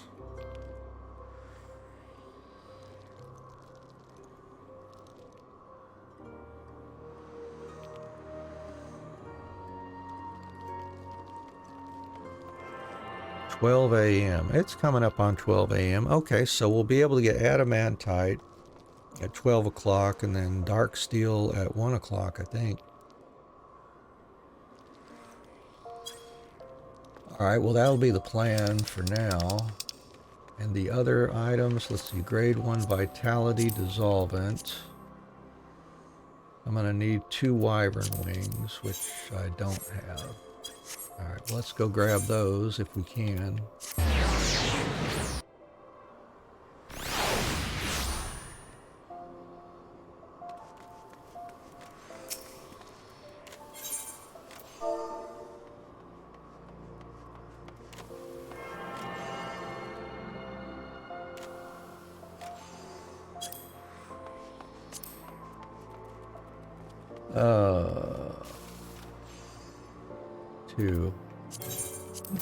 Grab those.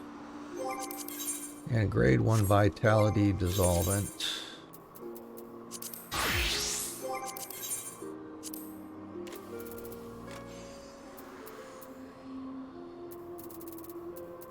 There it is.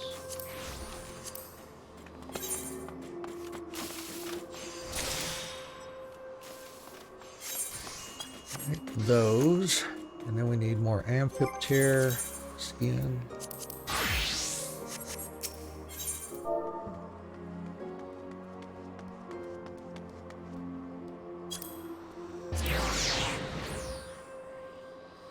And we better get more of those, I think.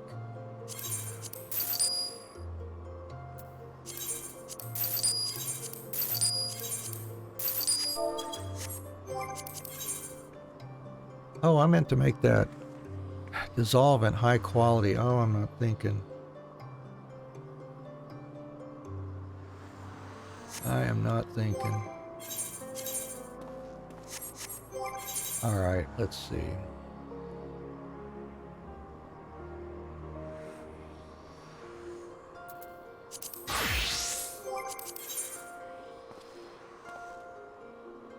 Should I get 2 more wyvern wings, maybe?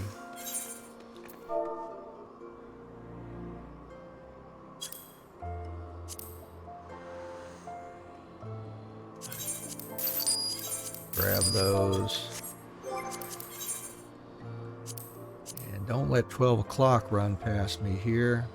All right. That's a 40. All right, no problem.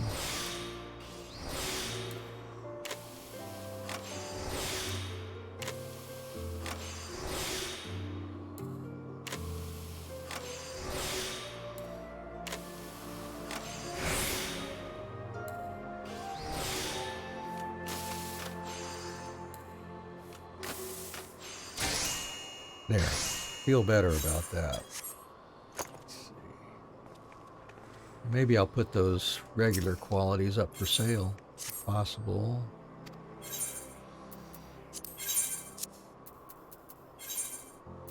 Let's see how much. Oh, I might be able to sell those.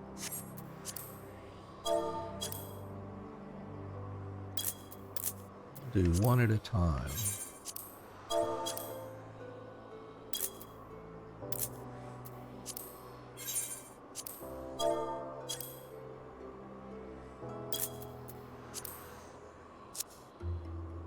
Oh, and that blue coral, or blue cloud coral. Yep.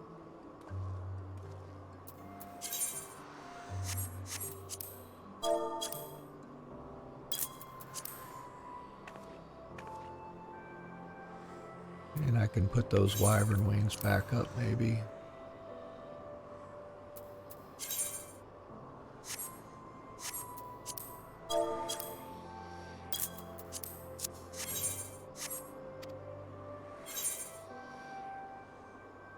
All right.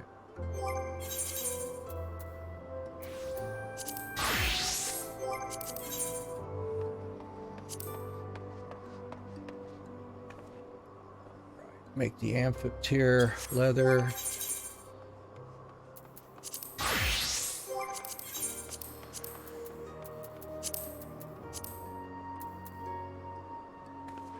So 35.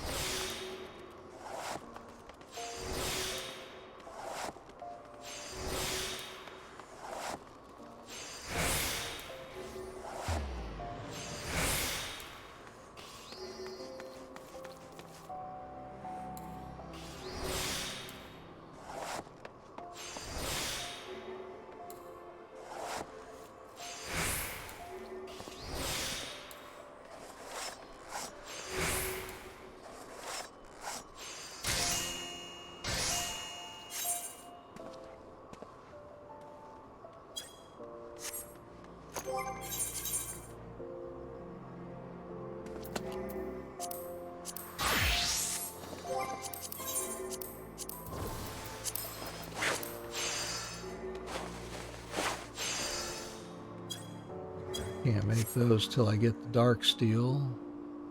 So let's get the adamantite I do have.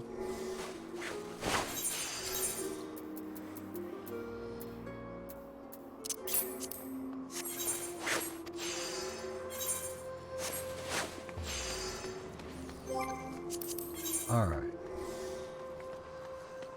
So that's it. We need to head over to Azus Law for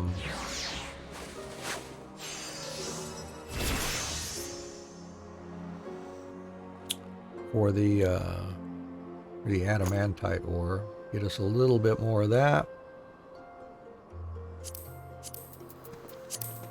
That takes 5 per, and we got to make some rivets too.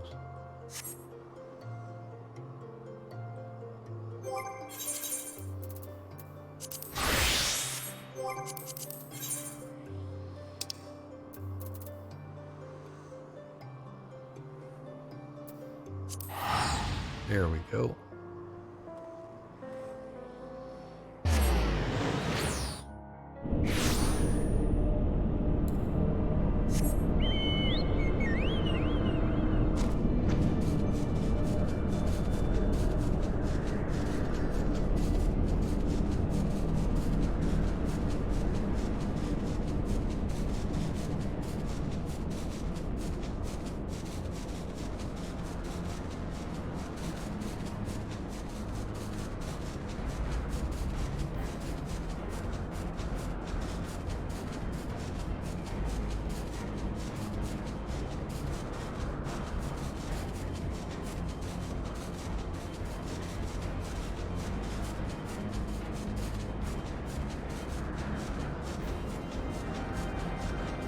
All right, well, we're in position now.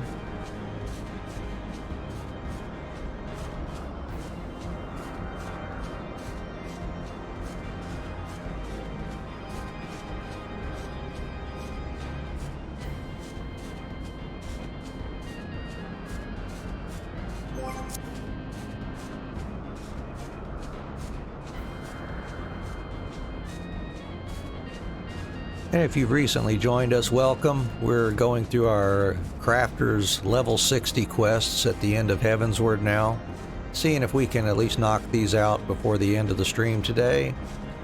And that will set us up nicely for beginning Stormblood in earnest tomorrow.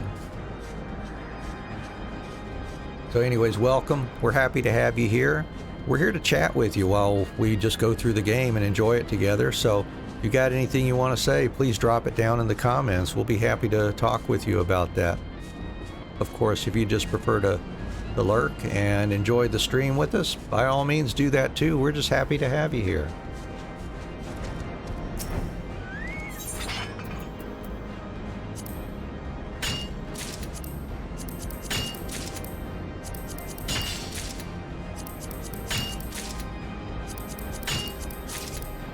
There we go. That gives us enough adamantite to finish out that item.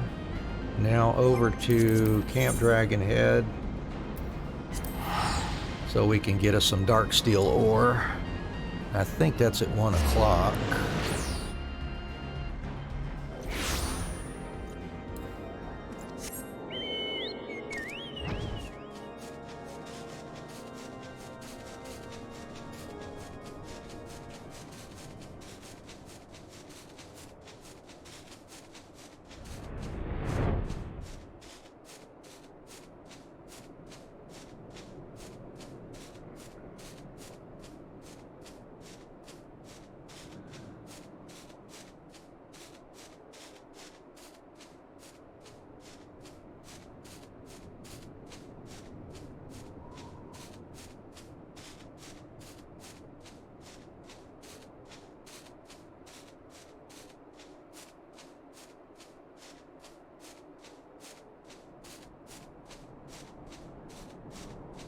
Right. Yeah, we can just fool around on the keyboard for a little bit while we wait.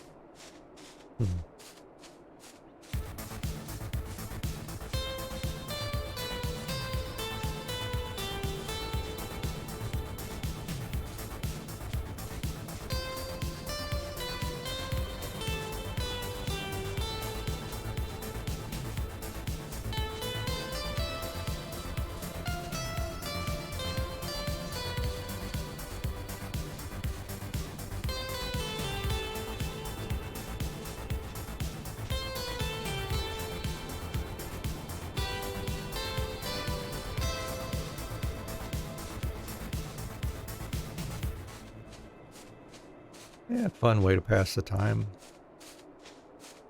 Just about ready here.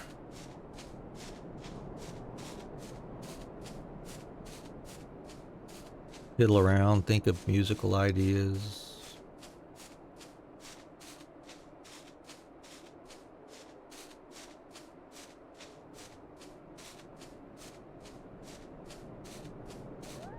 There we go.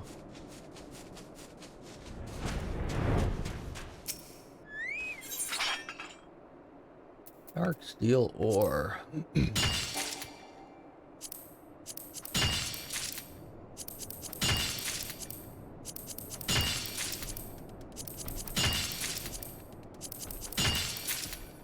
well, that'll be plenty. We should be able to finish that off now.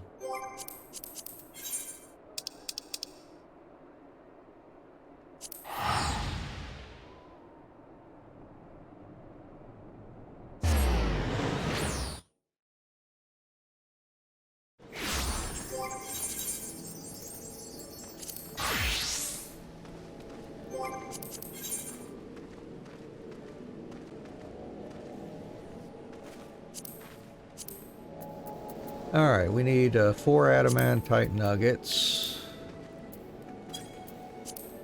Those are 35s. Yep.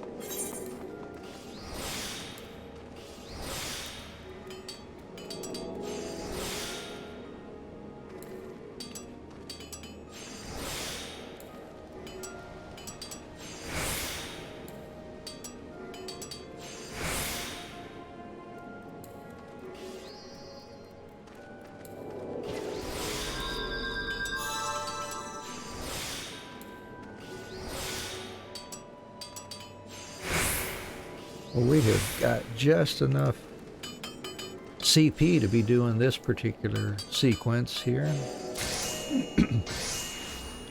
Not that we need to be doing everything we're doing probably, but that's okay.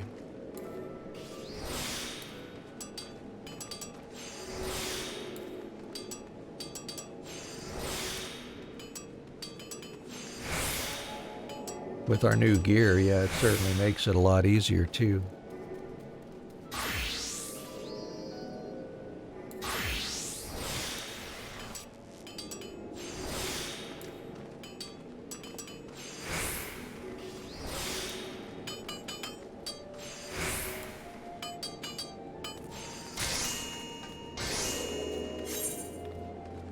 Alright, we got our 4 adamantite nuggets and need to make rivets out of one of them. And then we will be ready to go for the high quality. That is also a 35, but we're starting with high quality, so that will be easy.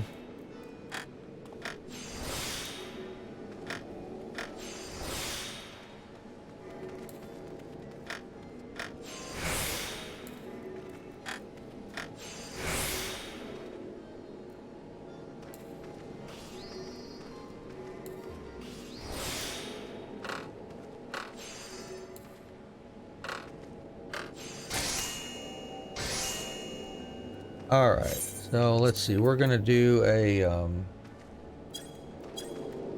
test first, just to make sure that if I go through my sequence here, I'll be okay. Got enough clusters, so that's not an issue. Alright, let's see, if we do muscle memory first, how many does that take? 1, and then 1 craft. Oh, I should do waste not first, I think. Okay, so I can't do 2 in a row after doing musclemen. Alright, let's try this way. If we go musclemen, waste not 2. Oh, no, that's wrong. I don't want to do it that way. What I wants to do, let's do this the way I want to do it. Muscle memory.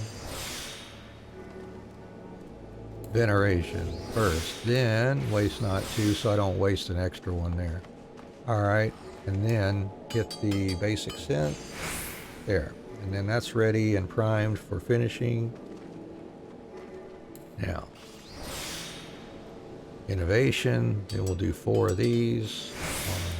1, 2, 3, 4. Oh, and then there's an excellent, which we probably would take advantage of normally. If I even need to, do another innovation, I could. Then Great Strides and Virogots should finish it off, more than likely. And we got enough for another Veneration and Basic Synth to finish it off. Okay, that should work okay. We got plenty of leeway, it looks like. Alright, let's do it. Muscle memory. First the Veneration, then the Waste Not 2.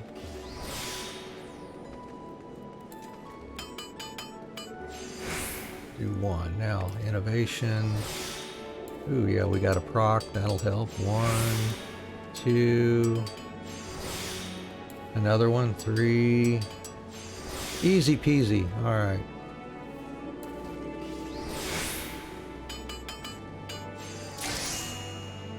And we got it. Now let's show this to Blanster over at the Armorers Guild.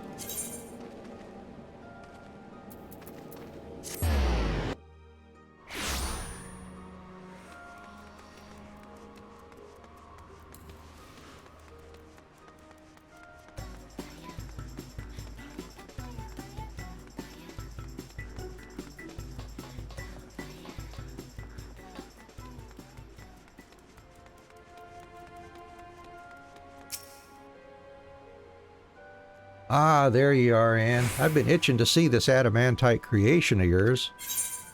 Check it out, bro. I've never seen the like. Even a behemoth'd have a hard time putting a scratch on that thing. The whole piece is so light, you'd never think it were made of metal at all. Aye, you've exceeded all me expectations. And while you've been busy forging this beauty, Hananza and me have been putting together a little surprise for the rest of the party. I even had me weaver mate stitch up a new hat for Bent there. Everything we had, we poured into these gifts. There'll be no complaints this time, Anne. Here, you should be the one to bear the pride of Amelie. Head down to Bulwark Hall and hand it over to those venturers. The Forge Master and me will be right behind you. Bulwark Hall. Yeah.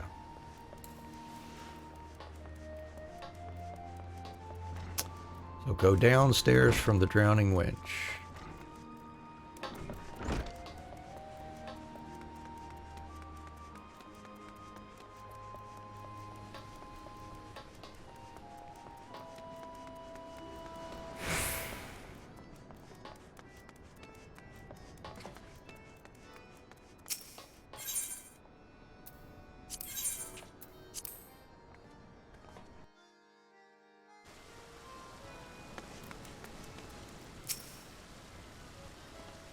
Greetings, Mistress Anne. You have brought gifts for all of us.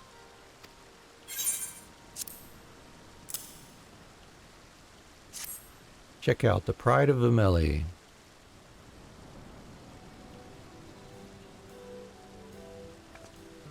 And they all look about the same. Let's see. Hardly feels like I'm wearing armor at all. Nothing to stop me springing and stinging. That one's mine. I stripped the design down to its bare essentials for maximum mobility. Aye, this gorgeous helm leaves bare my best features.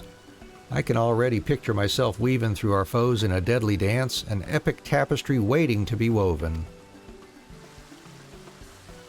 I made that one. Took the lessons of 2 separate guildmasters, but I finally forged something you approved of.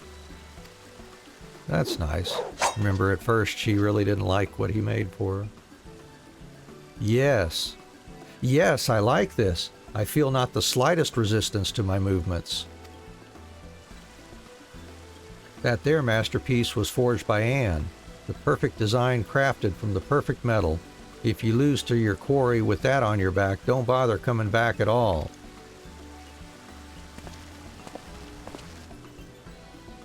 I cannot thank you enough. Now I might concentrate on healing without thoughts of shabby equipment clouding my judgment.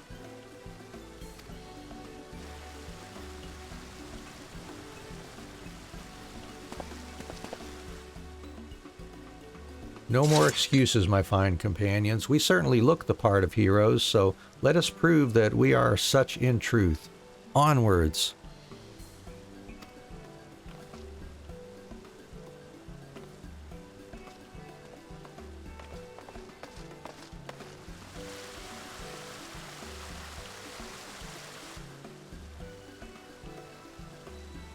I've never much been one for encouraging folk. I never knew it could feel this good.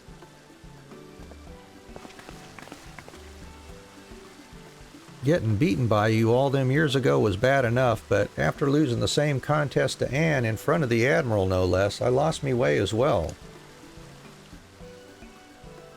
If those venturers hadn't saved me, I might have never found the path I'm on now. Thanks to them, I learned the value of listening to me clients, but more importantly, how to listen to me colleagues. To me, armorcraft was something you mastered alone. At worst, a colleague was someone what dragged you down. At best, a rival to spur you along. I was always trying to distance myself. I see my mistake now. I see how I stunted me growth by shunning the knowledge and support of me fellow artisans. Anne, Forge Master, you could have given up on this bitter old Aurochs, but you didn't, and for that, ye have my deepest thanks. Ha! You pushed everyone away, from the greenest novice to the oldest veteran, and the last thing I expected was to have you ask me for help. Mayhap now we can work together to raise our craft to new heights. Aye, after learning your lessons, I reckon me work is better than it's ever been. I reckon I might even be good enough to challenge you to another contest. Aye, you've certainly come along... Wait, what was that about a contest? 3 rounds, winner takes all. I've got to get back to me forge and start crafting me some ingots. We'll see who's the best now, Forge Master.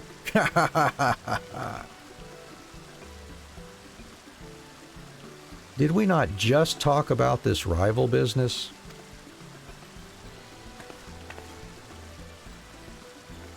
Well, a little friendly rivalry is good for the guild, and even a Forge Master should be kept on her toes. Do your worst, you old buzzard. I'll be ready for you.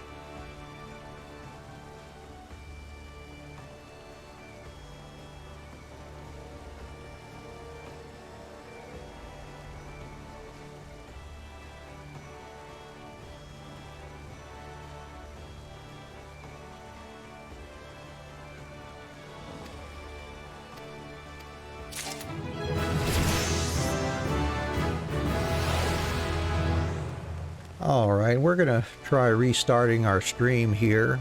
It looks like we've had some trouble with some of the streams at least, so bear with me, we'll be right back.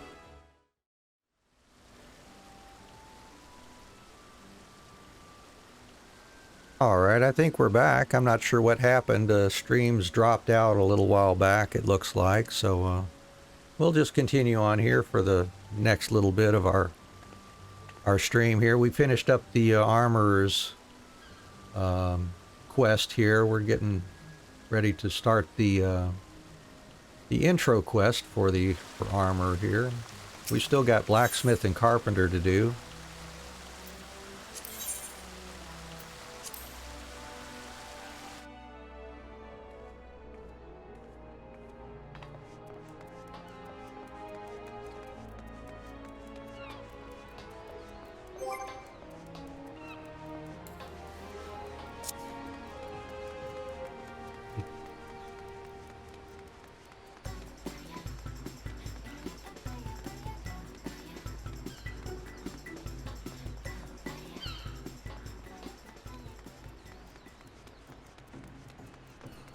Let's go ahead and move some stuff.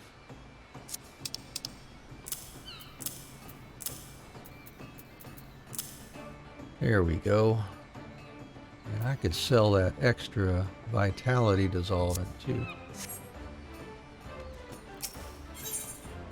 The original Blanster. Greetings, Anne. I hope you've been well since that last incident with Blanster. Speaking of which, our resident veteran of the Forge has built quite the reputation for himself. Our patrons are well pleased with the custom-made quality of his armors. Thus did it come as quite a surprise when he announced his intention to leave the guild.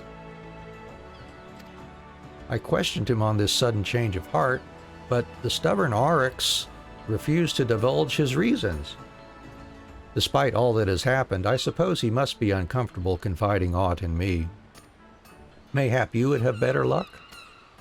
I am his superior, but he respects and admires you as a colleague. I need you to get to the bottom of this, Anne. Losing an experienced armorer without so much as an explanation is unacceptable. Alright, so let's go talk with Mr. Blanster.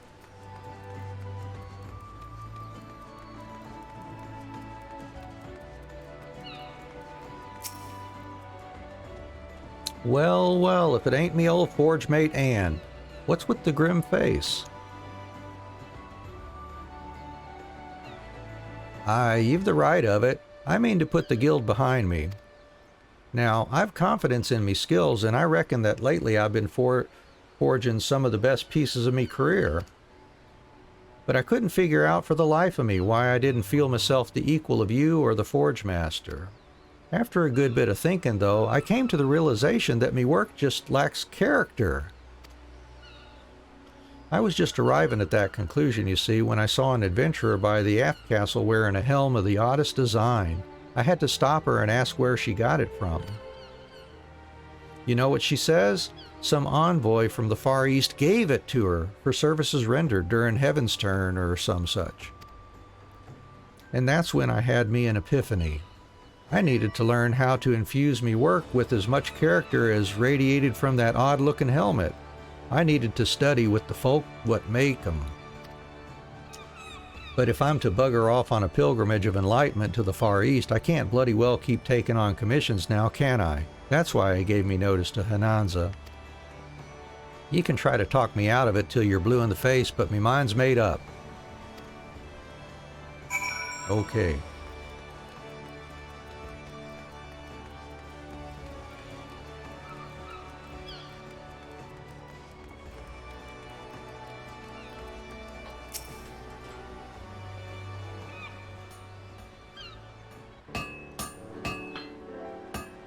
Well, what did the old owl goat have to say for himself?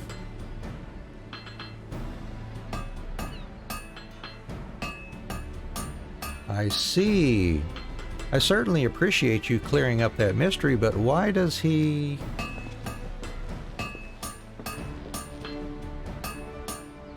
Sticking your beak into me business again, Hananza? I should have bloody known you put Anne up to it. If you'd simply explained the why of it in the first place, I wouldn't have needed to stoop to such measures.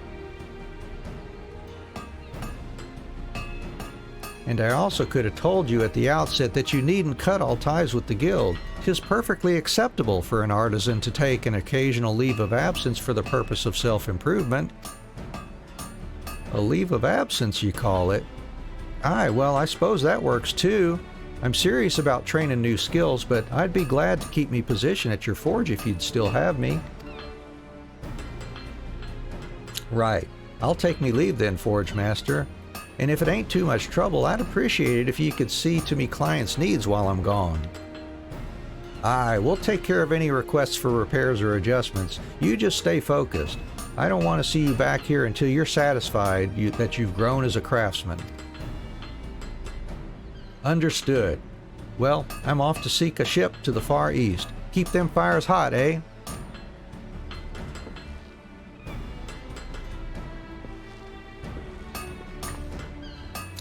The great bloody buffoon. Myra God knows how he'll fare over there, but then again, mayhap he'll return a changed man. Fare you well, Anne. I'll let you know should I hear from Blanster.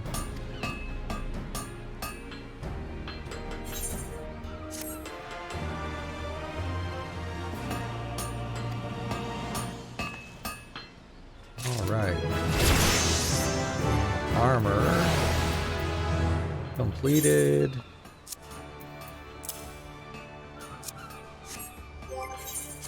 Next would be blacksmith here. So back to foundation.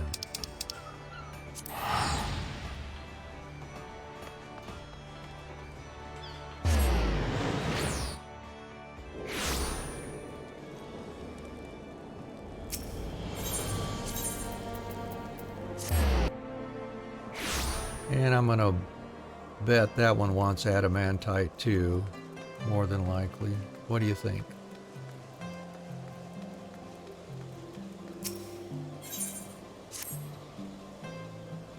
Mistress Adventurer, the final round of the tourney has begun. Milady has won 6 bouts with ease, and those who dismissed her skill as mere luck have eaten their words. The crowd is in awe of her strength and fury. Why, I have even heard it said that she is Saint Phinia come again. The comparison is well merited. Milady's sword arm is excellent, but she wins because she is relentless. Even brave contenders have forfeited from fear. Now, however, she stands with 8 others of equal might. I fear without integrity. Please, my friend, forge anew a fine host for the sword. An adamantite winglet, I believe you said. Yep. So, let's see.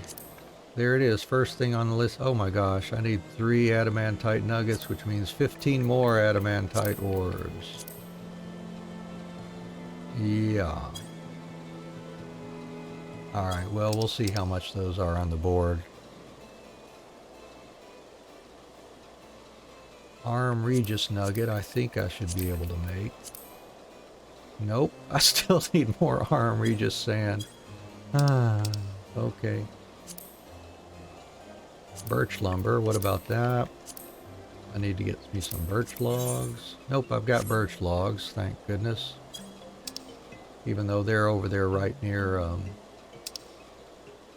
the Arm Regis sand. And some scale glue. I think I sold off all of those or did something with them. Yep. See how much scale glue is. Let's see, the winglet has to be high quality.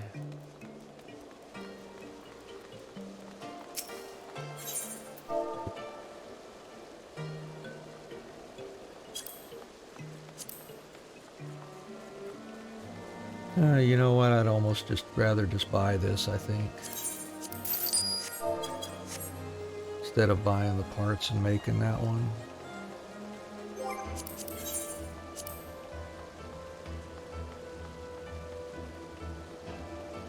And we need to get our birch logs.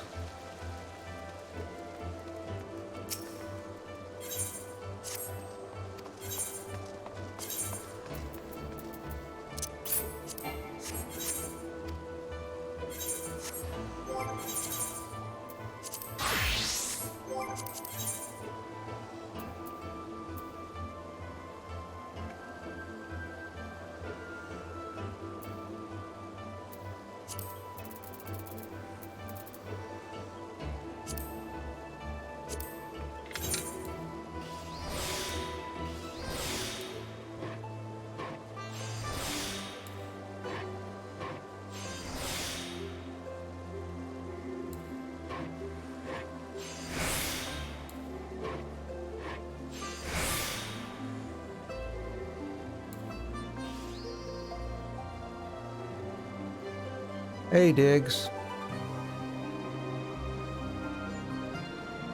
How are you doing today? Thanks for joining us today.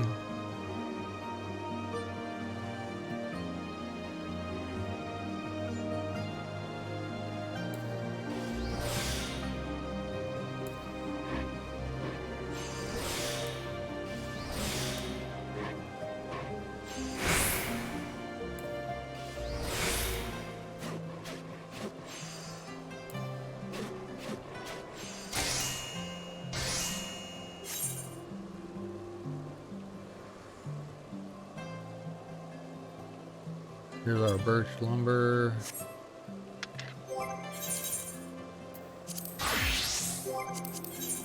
And let's see.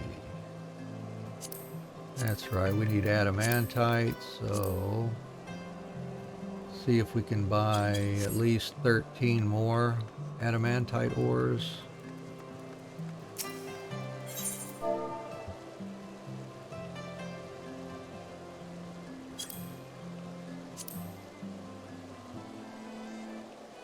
All right.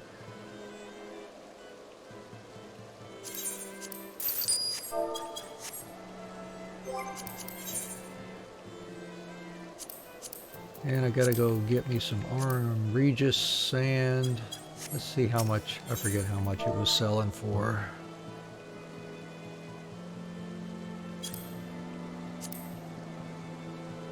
Oh yeah. I don't know. I think I will just buy up 30 here. What the heck. Not feeling much like taking time to go out there now.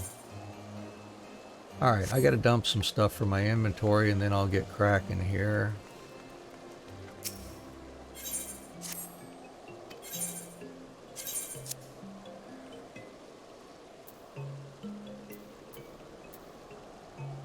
dump those skins and the logs and the dalmal meat, cockatrice thighs, and some foodstuffs here, which we're not going to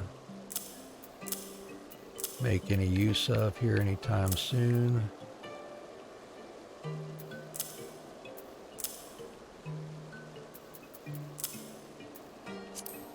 All right, that'll give us enough room to get through these last couple.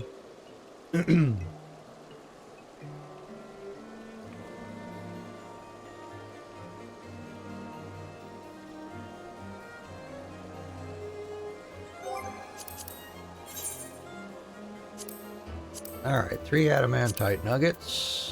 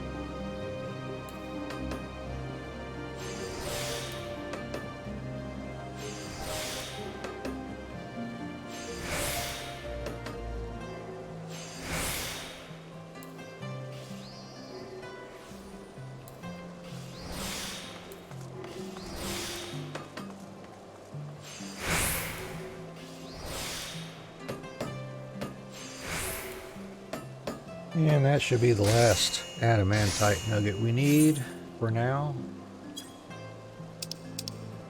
And we need Arm Regis nugget.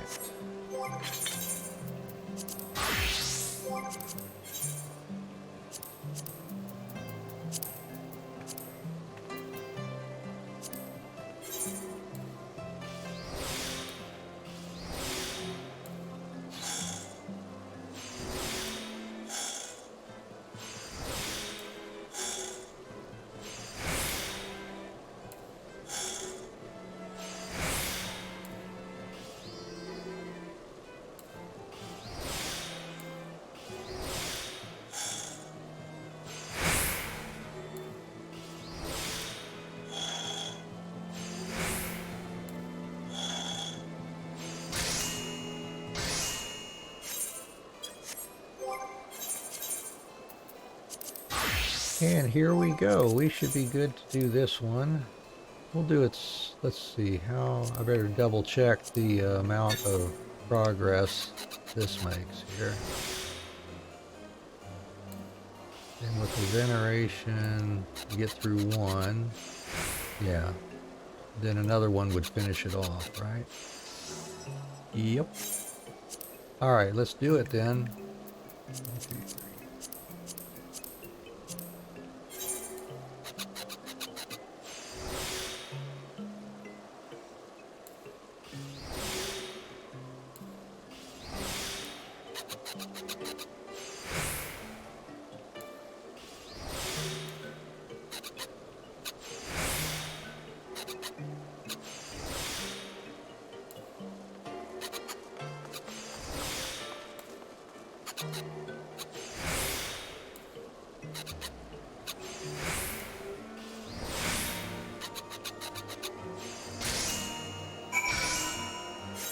Good deal. Got that made.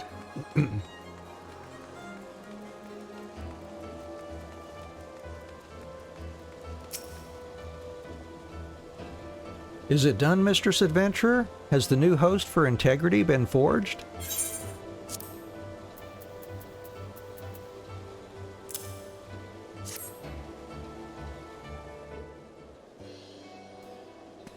Alone above. Magnificent. Simply magnificent.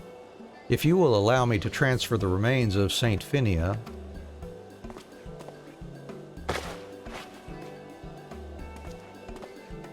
There. A relic and reliquary reborn.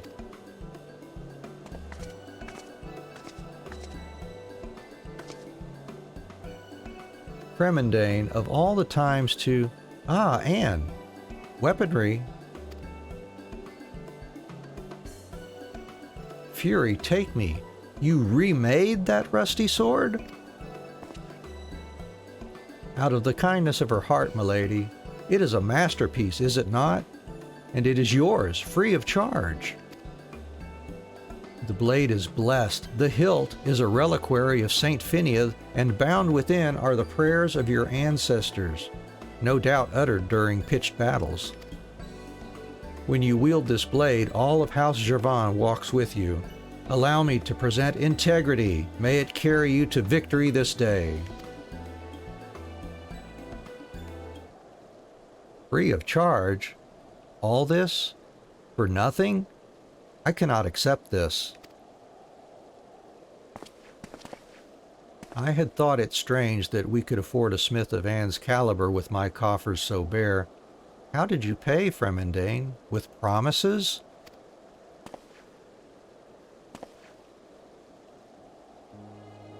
How could you? However low, I am still a noble. I will not taint my name by turning beggar because of ill fortune, nor tarnish my victory with this sword. But, Baroness, only the blade has been remade. House Gervon's prayers were yours and are yours. And what of Mistress Adventurer? She has poured her hopes into the weapon.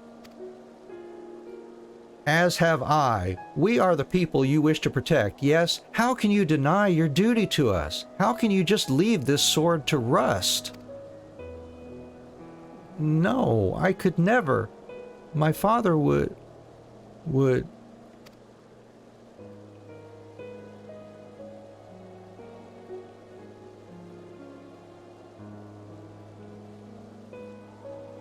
You have the right of it. I will be proud to wield integrity, but I will offer you recompense, Anne.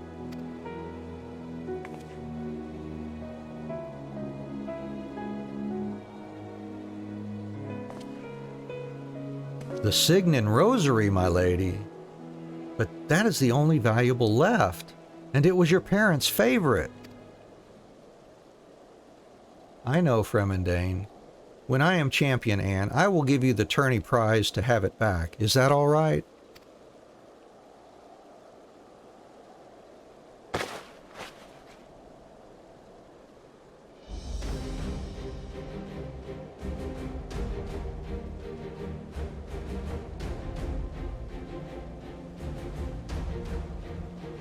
Thank you. Well, now to the 8 bouts before me. If the Temple Knights see me at my best, then I will join them. But if I lose even one...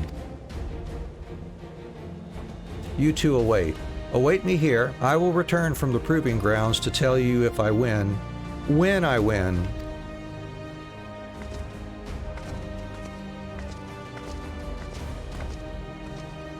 I have never seen her so unsure. She needs our support, your support. My fretting will only cause her greater worry.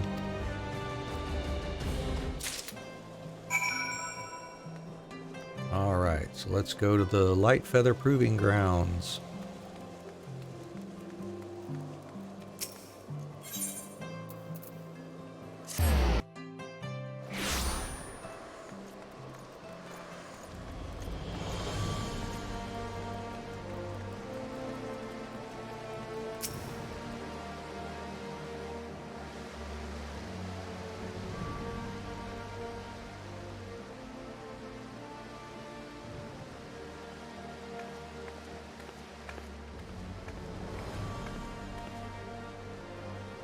Anne, why are you... Oh, who cares? Thank you for coming. I was just taking a deep breath. The air inside is vile. Me? Worried? Of course not. I am Laurice Desjardins.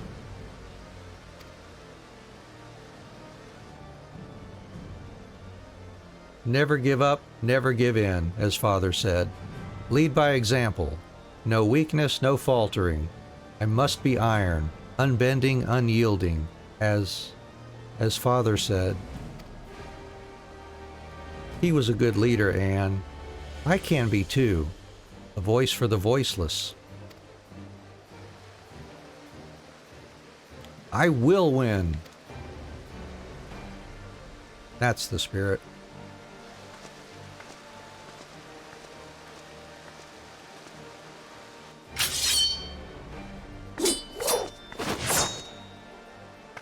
Yeah, be careful you're not near any pedestrians there. I feel as if I am holding my father's hand.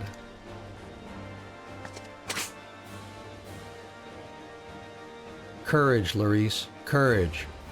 Thank you, my friend. I will return with good tidings.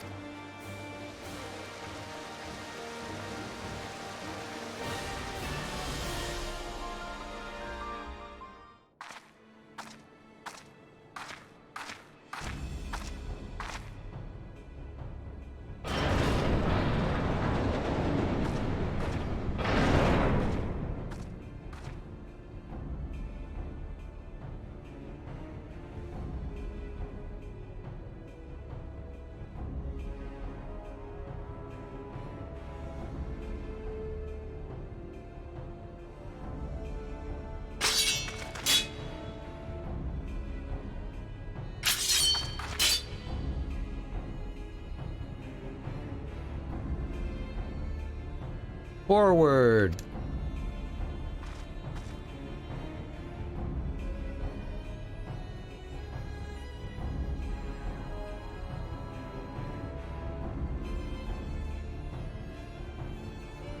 Watch over me, Father.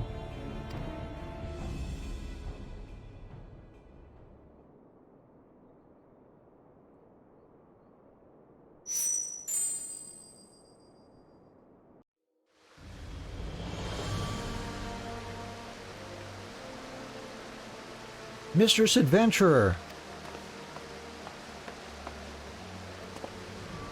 I could not stand the waiting.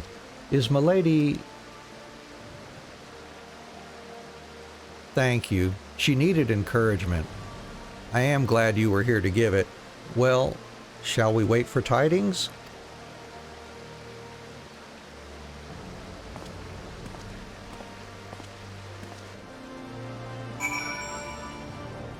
Okay, back to the Jeweled Crozier then.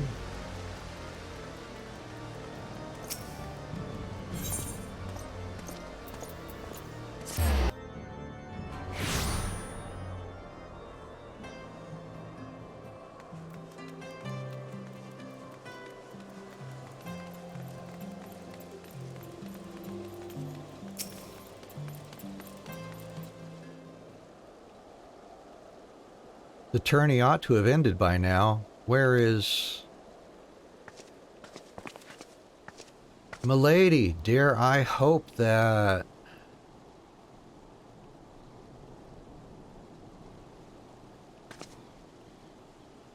But the sword was wonderful, truly. It was my strength that...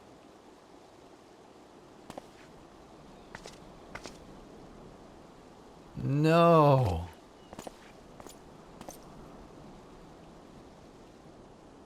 Pardon me, Baroness. The Temple Knights have sent me to find you, as you left the arena before the awarding of honors. Should I have stayed, sir?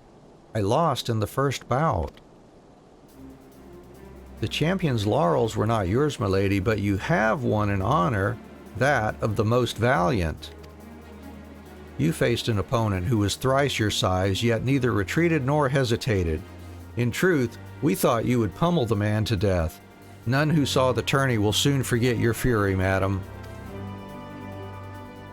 Sir Handaloop himself was impressed. He wishes to discuss your potential with the Lord Commander. With Sir Amaric? Just so. Sir Handaloop has also asked that you be elevated to apprentice squire forthwith. It is a humble title, but one once held by many of the Temple Knight's finest. Milady, is this not everything you have dreamt of?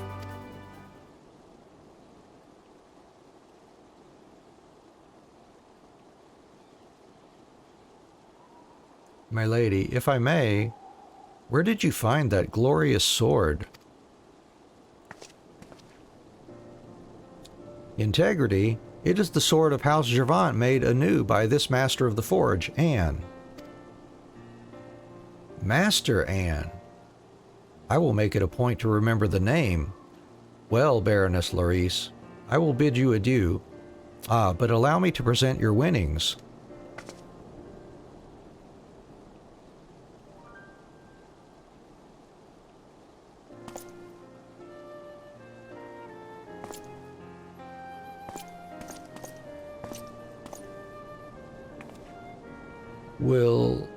Will it be payment enough for the Signan Rosary?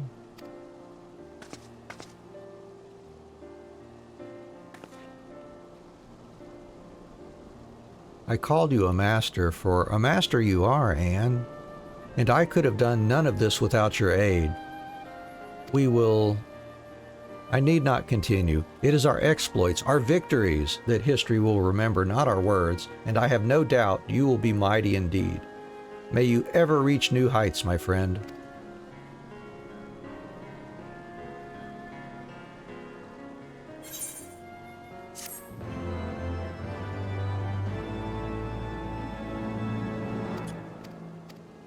There we go. That's all for the blacksmith.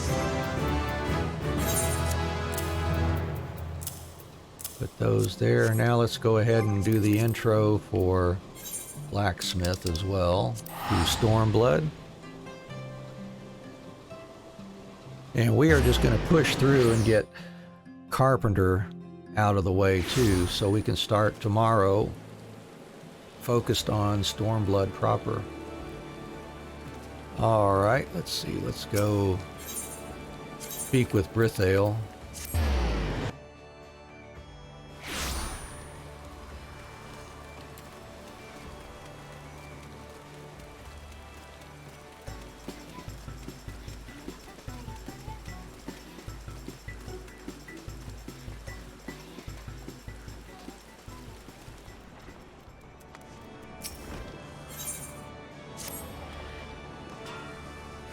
Anne, ain't today shaping up to be a mighty fine day?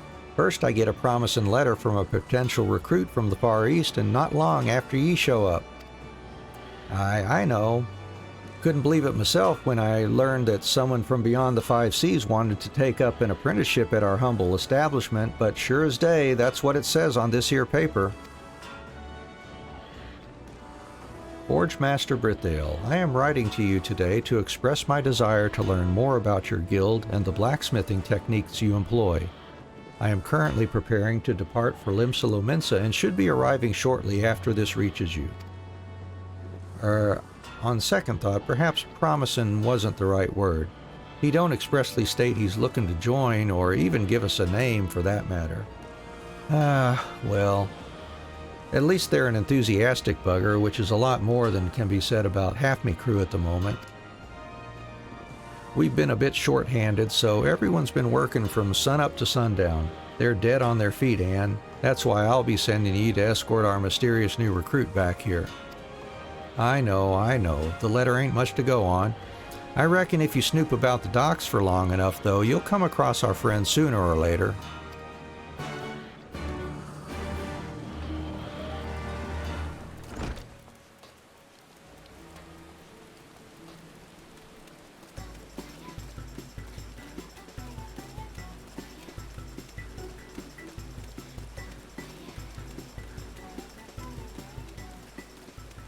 It was quite ambitious to think about, thinking about trying to get all these done today. bit ambitious, but that's okay.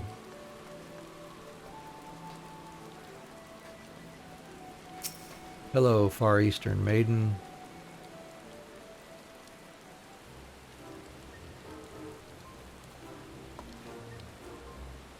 Madam. Madam, please. By the look of it, you are from the Blacksmith's Guild. You've been sent to collect me, have you not? You know this girl? She's been stirring up a great deal of trouble, and I'm of half a mind to take her into custody for attempted assault. Earlier, this man accosted her when she stepped off the boat.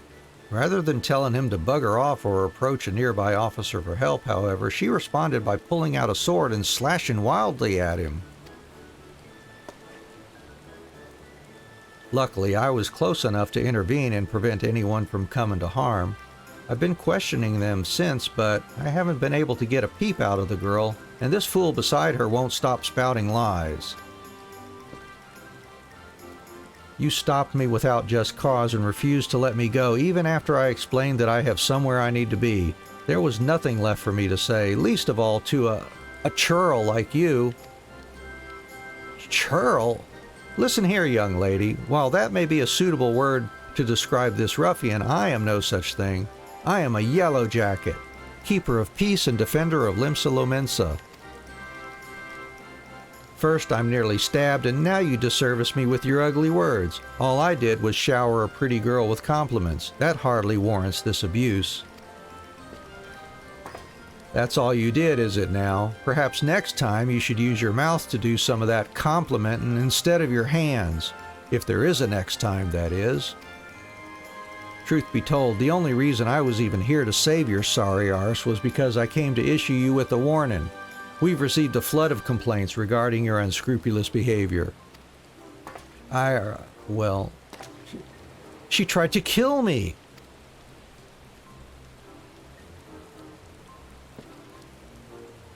While I'll turn the girl and her sword over to you, I ask that you keep this thing well out of her reach. She may have had her reasons, but I will not tolerate a repeat of this incident. Are we clear?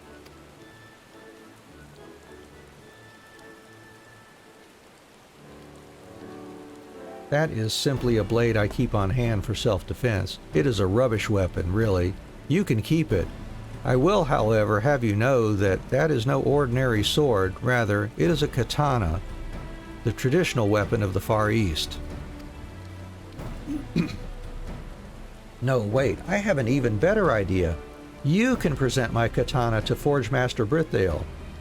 While by no means one of my better creations, it should prove sufficient to demonstrate my skill to him. Hey, O'Gorky, how are you doing today? Catching us here finishing up our level 60 quests and introducing ourselves to Stormblood here. Now then, let us not waste any more time. Please lead the way to the Blacksmith's Guild.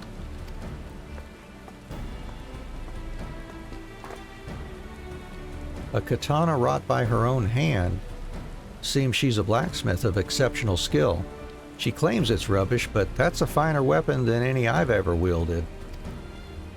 For all her talent, though, that girl's going to be a handful. Brithale's in charge over at the Blacksmith's Guild, isn't he? My sincerest sympathies to him.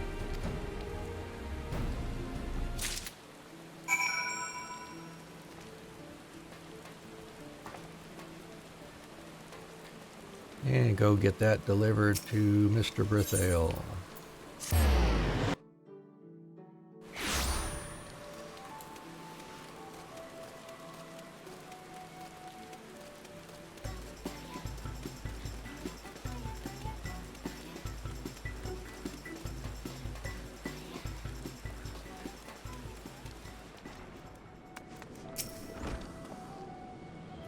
Didn't manage to find him, did you? Was a bit of a long shot to begin with, I suppose. Huh? You've something you want to show me? Yep, here is an unadorned katana.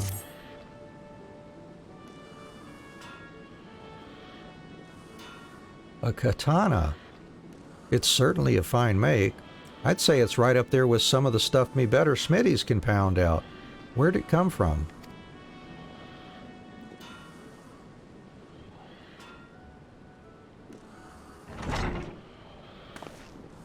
From my personal collection, of course.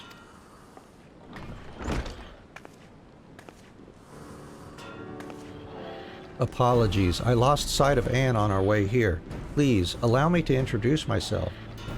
I am Seka, aspiring swordsmith from Kugane. Forge Master Brithale, it is an honor to finally meet you in person. As stated in my letter, I have come to Eorzea that I might be placed under your tutelage. Not to be rude or anything, but you say you're looking to become a swordsmith. Why come all this way? Surely there are places where you're from better suited to hone in your talents. A certain someone has banned me from taking up the hammer at any of the local forges. While I am certain he thought doing so would deal a crushing blow to my career, it has only served to strengthen my resolve. So, you're looking to join our guild then? Not quite. I would like to simply study here. I believe learning the techniques you employ and applying them to my craft will allow me to expand my repertoire and evolve as a swordsmith. Ah, lass, you can't simply waltz in here, take all our secrets, and then waltz right back out without giving us something in return. But sir, you must understand, I simply cannot become a permanent member of your guild. Please, please, can you make an exception just this once? I did not travel the high seas to leave here empty-handed. Surely there must be a way. You're not making this easy. I suppose we could make a trade of sorts, where you share your smithing techniques with us in exchange for your studies here. Yes, I'd be more than happy to agree to that. Now that that is settled, I shall be taking my leave to search for accommodation. Forge Master Brithale, and until we meet again.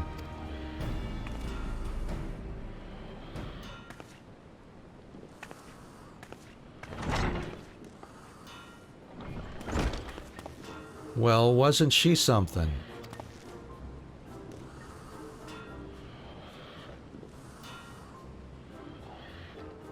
Starting up trouble right off the boat, eh? Why is it I'm struck by the sudden urge to take a trip to the wench and drown myself in ale? But mayhap she won't be so bad. We simply got off on the wrong foot is all. Or at least I hope so.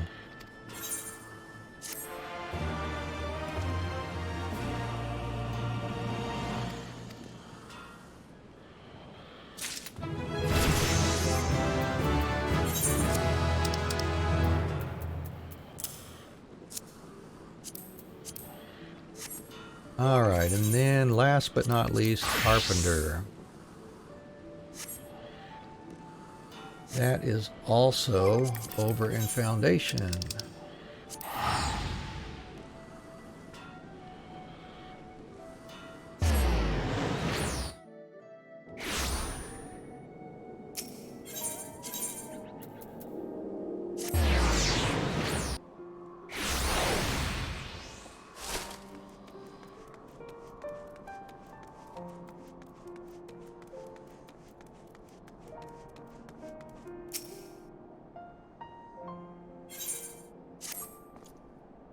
I had him, Anne, right in the trap, writhing. But I made a stupid mistake. True, Nguru Vilu couldn't force his way out, but, well, I never took him for a fire breather. Of course, I loosed arrows like a madman when he broke free, but my arrows just bounced off his scales, so I fled, like I promised Philippole. But I'm not done yet. This experience has taught me that I don't know Nguru Vilu as I ought to. He must have a weak spot, and I mean to find it. I'd like your help if you're willing. His armor is the problem. I've got to figure out how to pierce it. And he thrashed about in the trap enough that I'm wagering he left a scale behind. Could you go and examine the wreckage? It's in the convictory now. Give the soldier there my name, and he'll let you have a look. We'll discuss a strategy when you return. For the moment, I'd like to spend some time with my boy.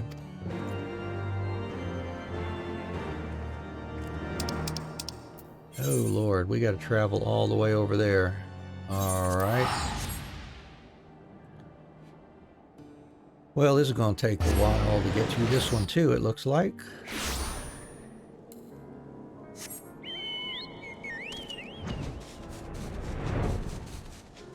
But yeah, I would rather push through this rather than have to do this at the beginning of the next stream.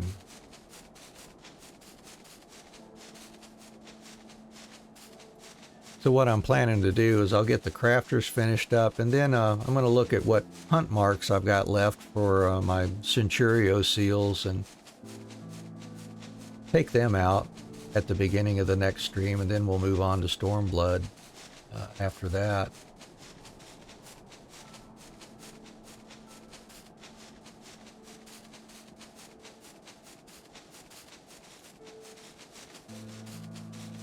At least that's what I'm thinking. My mind may change by tomorrow morning.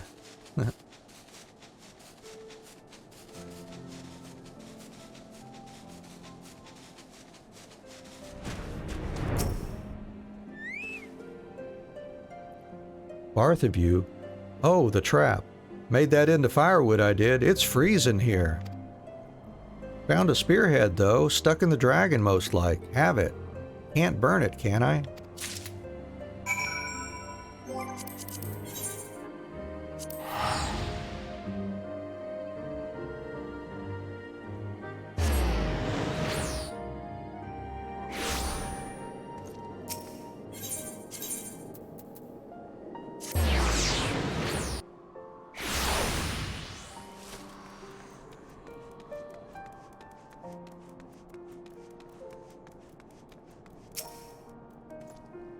Well, did you find Nguruvilu's scale? I found a ferrite spearhead.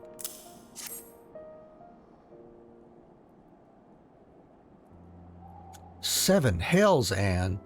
Remember my father's spear? This is its spearhead. This can only mean he fought Nguruvilu. But that means Nguruvilu killed him. My father died a knight's death. Father must have driven his lance into Nguruvilu. It stayed in the dragon's body even through his 20-year sleep. When the dragon awoke, he flew somewhere over the shroud where the shaft fell. Only the spearhead remained. By finding the pieces of the lance, we've learned the truth. But fate's been even kinder than that. It's given us the way to kill Nguruvilu too. Somewhere between the dragon's scales is an open wound. The spearhead long lodged there will have kept it agape. If I send an arrow into it... But can I hit such a target? If I miss... No, I cannot risk it. Only the lance will serve here. No! Please don't, Father. It's too dangerous. Grandfather fought Nguruvilu with a lance and died. You barely escaped last time, and only because you were using a bow. I can end this with one thrust, Philippole. Besides, I'm better with the spear. And I've got an ally your grandfather didn't have. Anne. She can fashion me a weapon finer than my father's. I won't lose, son. I can't lose. Fine. Die. See if I care. Son. I'm sorry, but my mind is made up. Anne, I need a new lance. My father's was ferrite, but I wish for an adamantite trident. It's worth the gill, even to dip into my reserve coin. And if it allows me to clear my father's sullied name, you can name your price.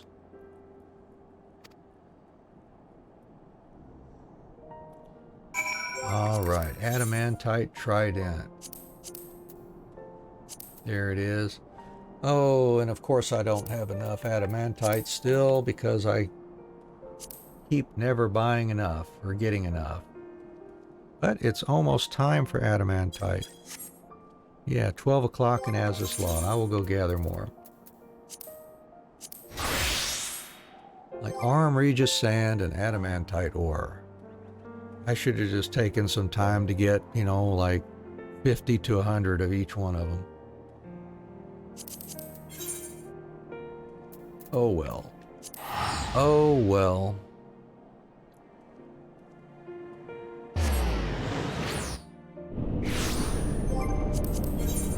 see. Make 3 of those. We get our birch logs out again. Oh, and I'm gonna have to either buy another scale glue or break down and make that thing. Amphitheater leathers. Yep, I did dump the skin, I think, into my retainer. Yep.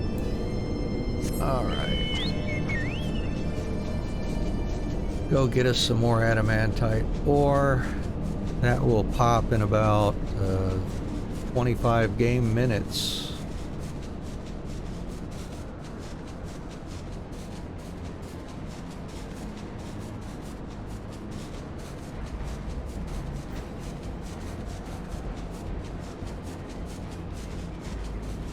Yay, one of my maps is sold, so they're starting to sell at 30,000 now. I figured on the weekend folks would be buying up the cheaper ones and get into the more expensive ones. There's another one sold. I have 3 of them up for sale, I believe. Somebody's maybe just buying out a whole mess of them to burn through here on a map run, maybe. Yep, there goes the 3rd one. Nice. That's a decent chunk of change there.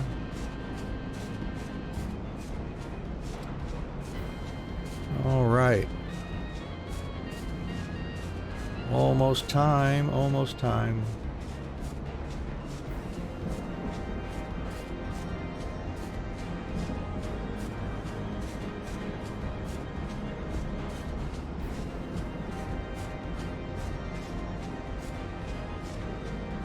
There it is.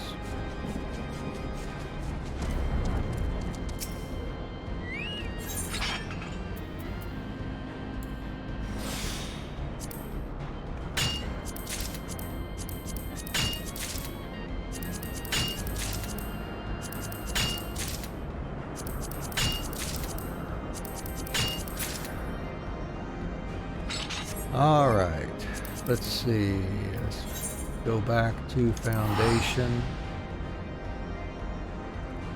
And it has to be a high quality item.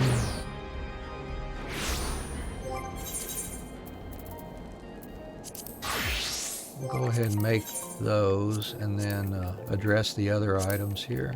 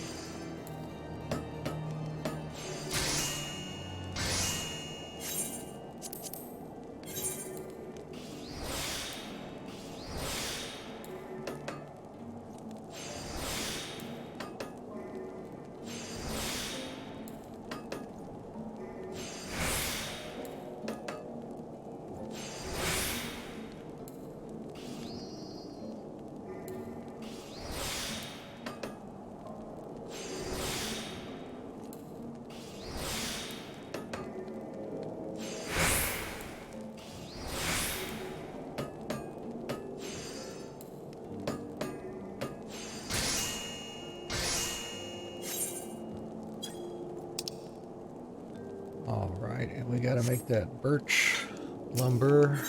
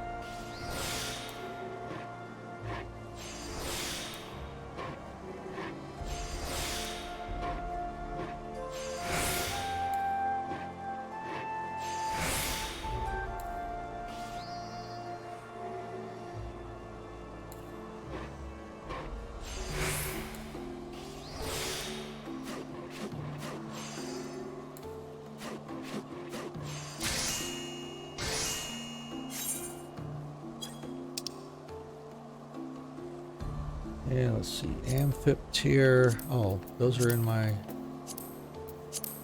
retainer also. Yep, Amphipteer skin.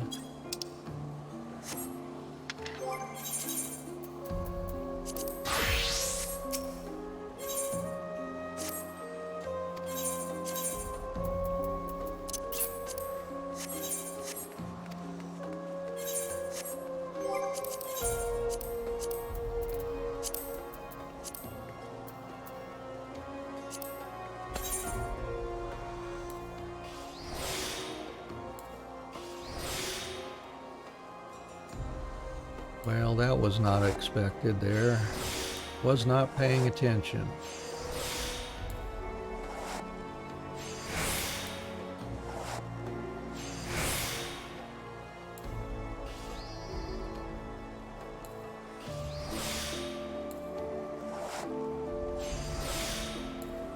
Should be okay then.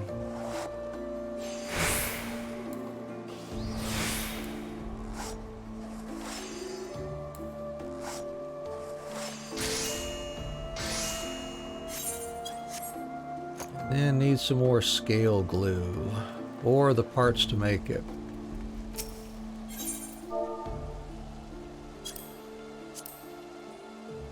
Yeah, let's check the parts to make it here.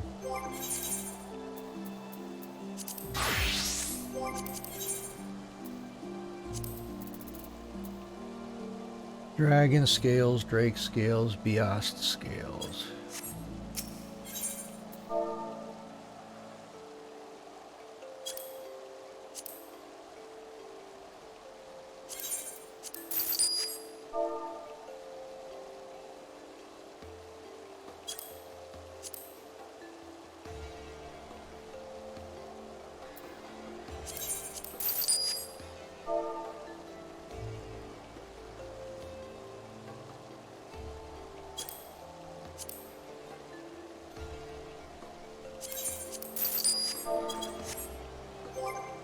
Okay, we can make that then.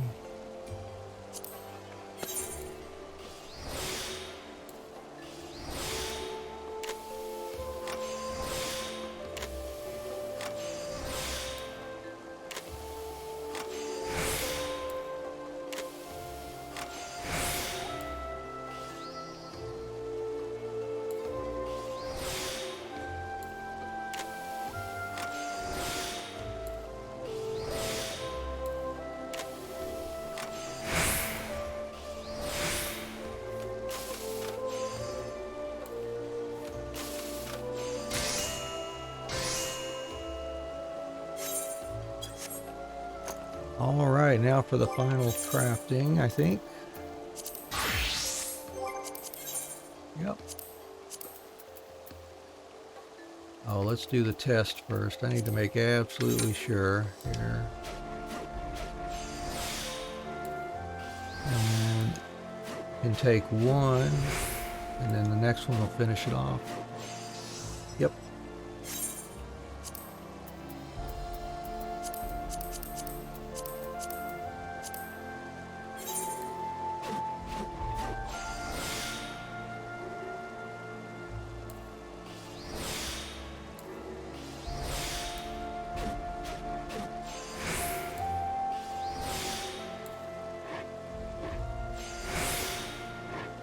Two, three, and four. Cool beans.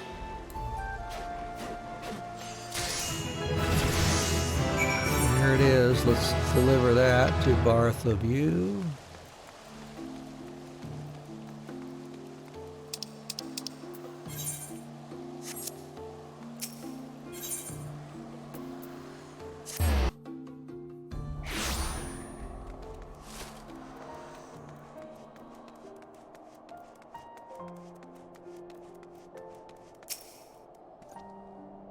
I'll have Nguru Vilu's life for my father's, Anne. Here's a spear or trident to help you do it. Aye, this is what I need. A spearhead keen as a dragon's claw, and a sturdy haft welcoming to the hand. Even from you, this is better than I dreamed. To slay Nguruvilu, I have to drive this into his heart through the wound my father left. I have no doubt I can do so with this. I'll lie in wait for the Dravanian where he hunts, to the north of the Convictory. But I've got one last request to make of you. Philippole will be sulking around the holy stables. Please tell him why I'm doing this and that I will be coming home.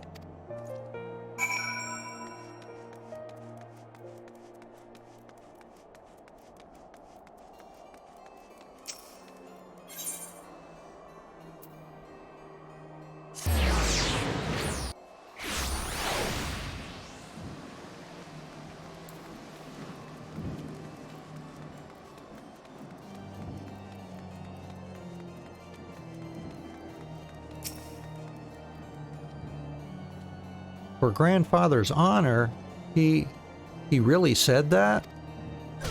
He's never said anything nice about grandfather. Milksop, lackwit, traitor even, but maybe he always believed, secretly. All right, I'll believe in my father too. I can't just sit back and wait for him to come home, can I? Please, come with me to watch him, Anne. All right, and we'll get there via tail feather, I think.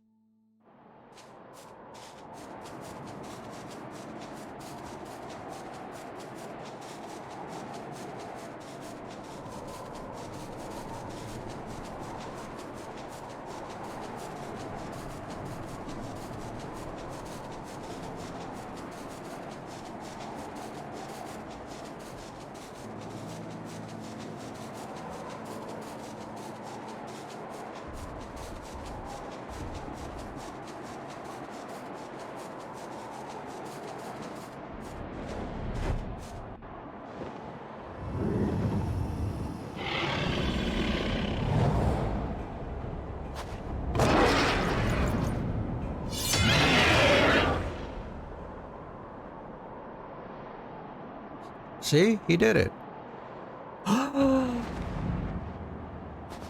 But the spear and Nguruvilu was...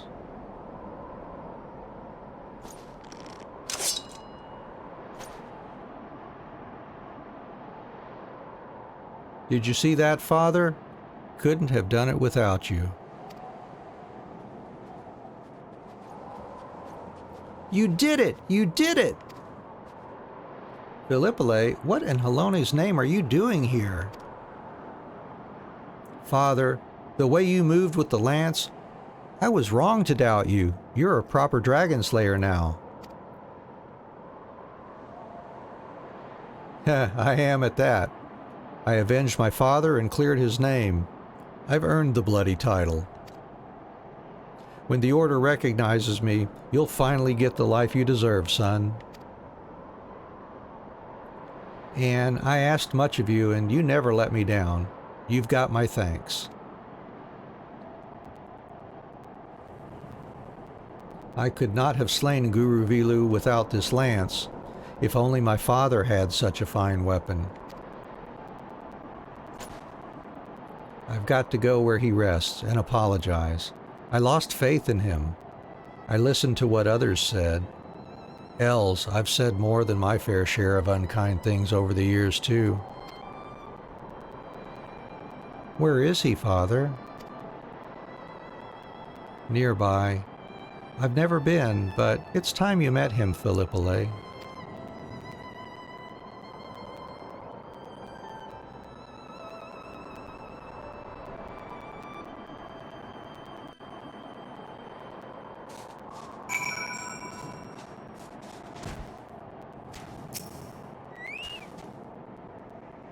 Me and the boy will visit my father's grave. It's in the Lich Yard in Gorgain Mills, not so far from here.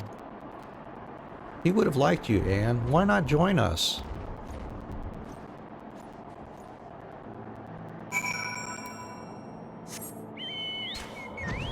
All right, let's go join them. And then we only have to do the Carpenter introductory quest to Stormblood.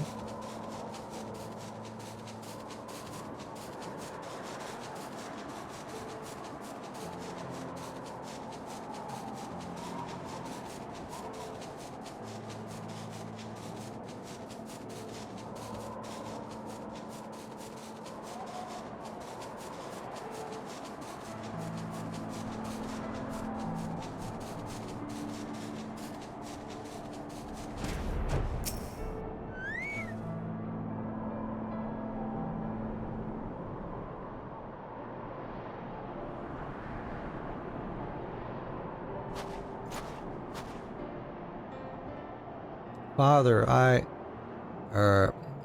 this is Anne. She's the one who made the trident. What I'm trying to say is, Guru Vilu's dead. I killed him. And this is Philippole. He's my son, and your grandson.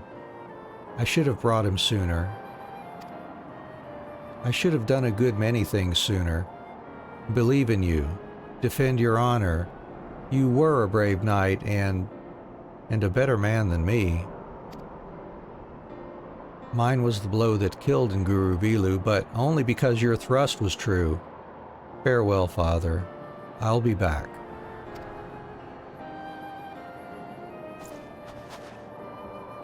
We'll go and make the truth about my father known to the Temple Knights. Aye, the dragon's death too. Thank you, Anne. None of this would have been possible without you.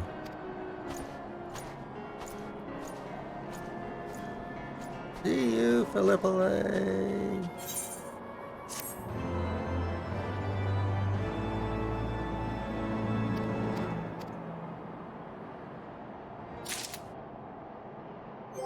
All right. And then last but not least for today anyways, off to Gridania.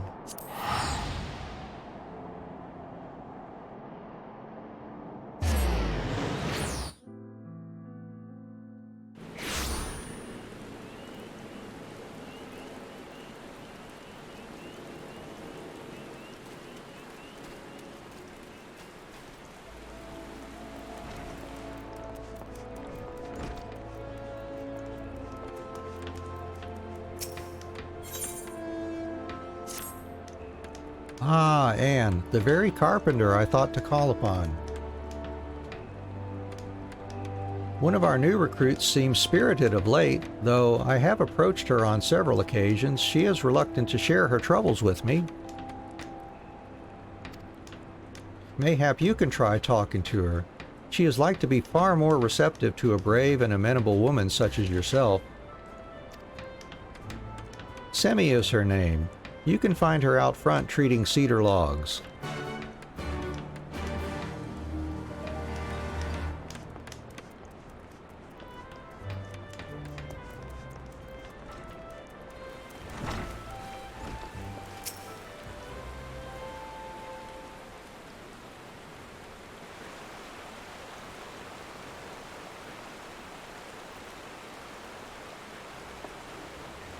Good gods, you're Anne, famed adventurer and Beaton's most promising disciple.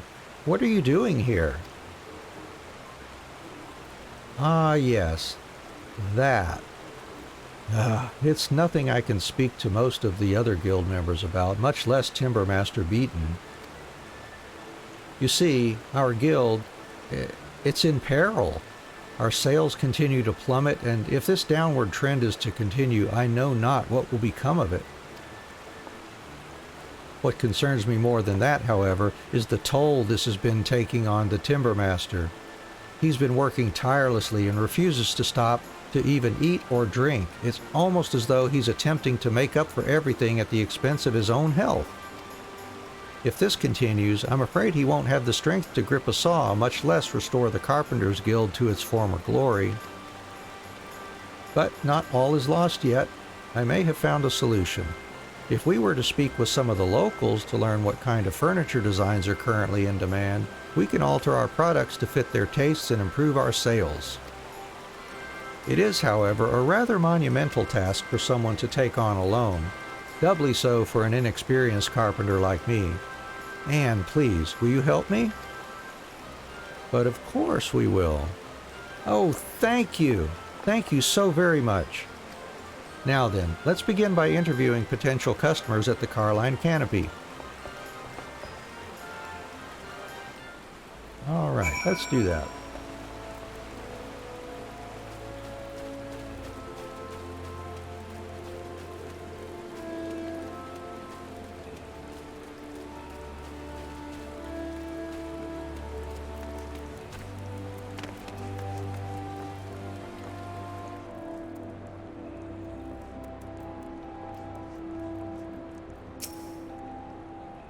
What sort of furniture have I been buying? Lately I've been purchasing a lot of Far Eastern style items. After all, that's what's popular nowadays.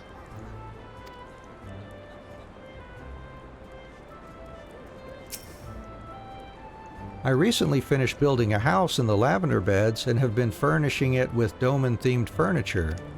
The bold yet delicate patterns prevalent in much of their work greatly resonates with me.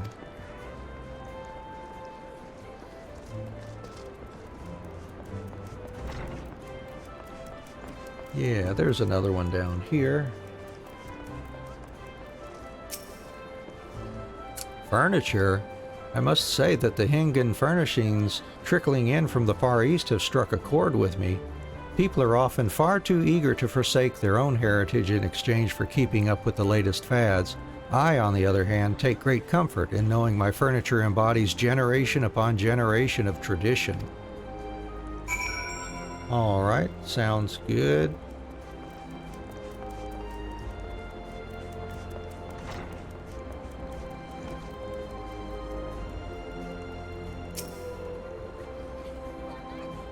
How is it that the furniture from the Far East has so far surpassed the popularity of our local products? Redania is home to carpenters whose skill is unmatched. Or at least so I had thought. At this rate, our guild will fall into obscurity. We must convince Timbermaster Beaton to immediately begin producing Far Eastern style furniture if we are to have any chance of surviving. Had I more clout with him, I wouldn't hesitate to march in there and tell him as much, but as it stands, I'm afraid he won't take what I have to say seriously. If you, his star pupil, were to accompany me, however, my words will hold far more sway. You'll come with me? Fantastic! Let us go and pitch my idea to the Timbermaster then.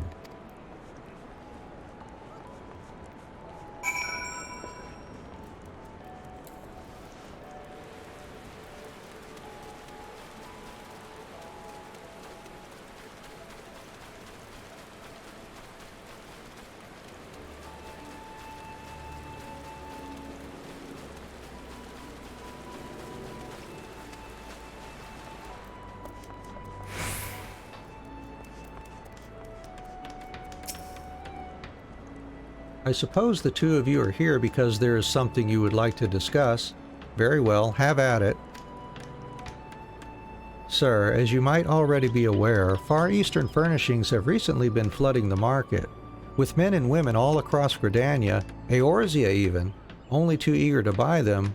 We are at a great risk of falling behind. I believe, however, if we were to get ahead of this trend and begin manufacturing products of Oriental design, we can convince more customers to purchase from us and improve the status of our guild. Oh? And you think producing crude imitations will suffice? I will not have it said that we compromise on quality. If you are truly committed to this proposal, I will support you, provided you accept one condition. You are to travel to Kugane. There, You will immerse yourself in their rich history and culture, both of which have given shape to their craft. Developing a greater understanding of these things will allow you to produce items of a similar caliber to those found in that very region. That's it? That's the condition? Of course! I'd be delighted to go there. In fact, I shall make ready to depart post-haste. Wish me luck. I shall send you a letter once I arrive. I wonder if she truly understands the purpose of my sending her there. At the very least, she seems to have overcome her despair. I suspect I have you to thank for that, Anne. Well then, I suppose all that is left for us to do now is await her letter. Indeed, Timbermaster Beaton, indeed.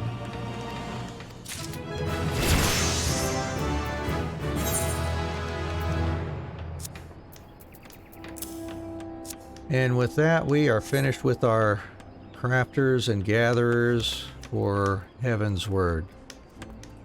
Next stream being tomorrow. Let's see, we'll go ahead and get our dancer ready here. And yeah, we need to leave from around here anyways, so we'll just park ourselves up here. Or actually, if we decide to go out to do our planned Centurio hunts, we'll have to port somewhere else anyways. Let's see what we've got left for that. What is this elite clan? There's Thextera for our elite clan hunt for 100 Centurio seals. We'll go grab them. For 3 star marks, we've got 1, 2 left on that one. We already finished off our 1 stars, which is all, and so 2 stars have what? There's 1, there's 2 left on that one too. Yeah, so we may just go ahead and wipe out those Heaven's Word clan hunts and then get fully underway with the Stormblood tomorrow. Alright, well that's it for today. Thank you all so much for hanging out here with us. You know, we had a little bump in the middle of the stream, had to restart there, but you know, things happen, and I believe we're recovered now. So anyways, thanks for your time. Hope you have a great morning, afternoon, evening, wherever you happen to be in the world today. And please join us tomorrow morning for Stormblood here. It'll be exciting to get started on that, I think. So take care of yourself. Bye-bye.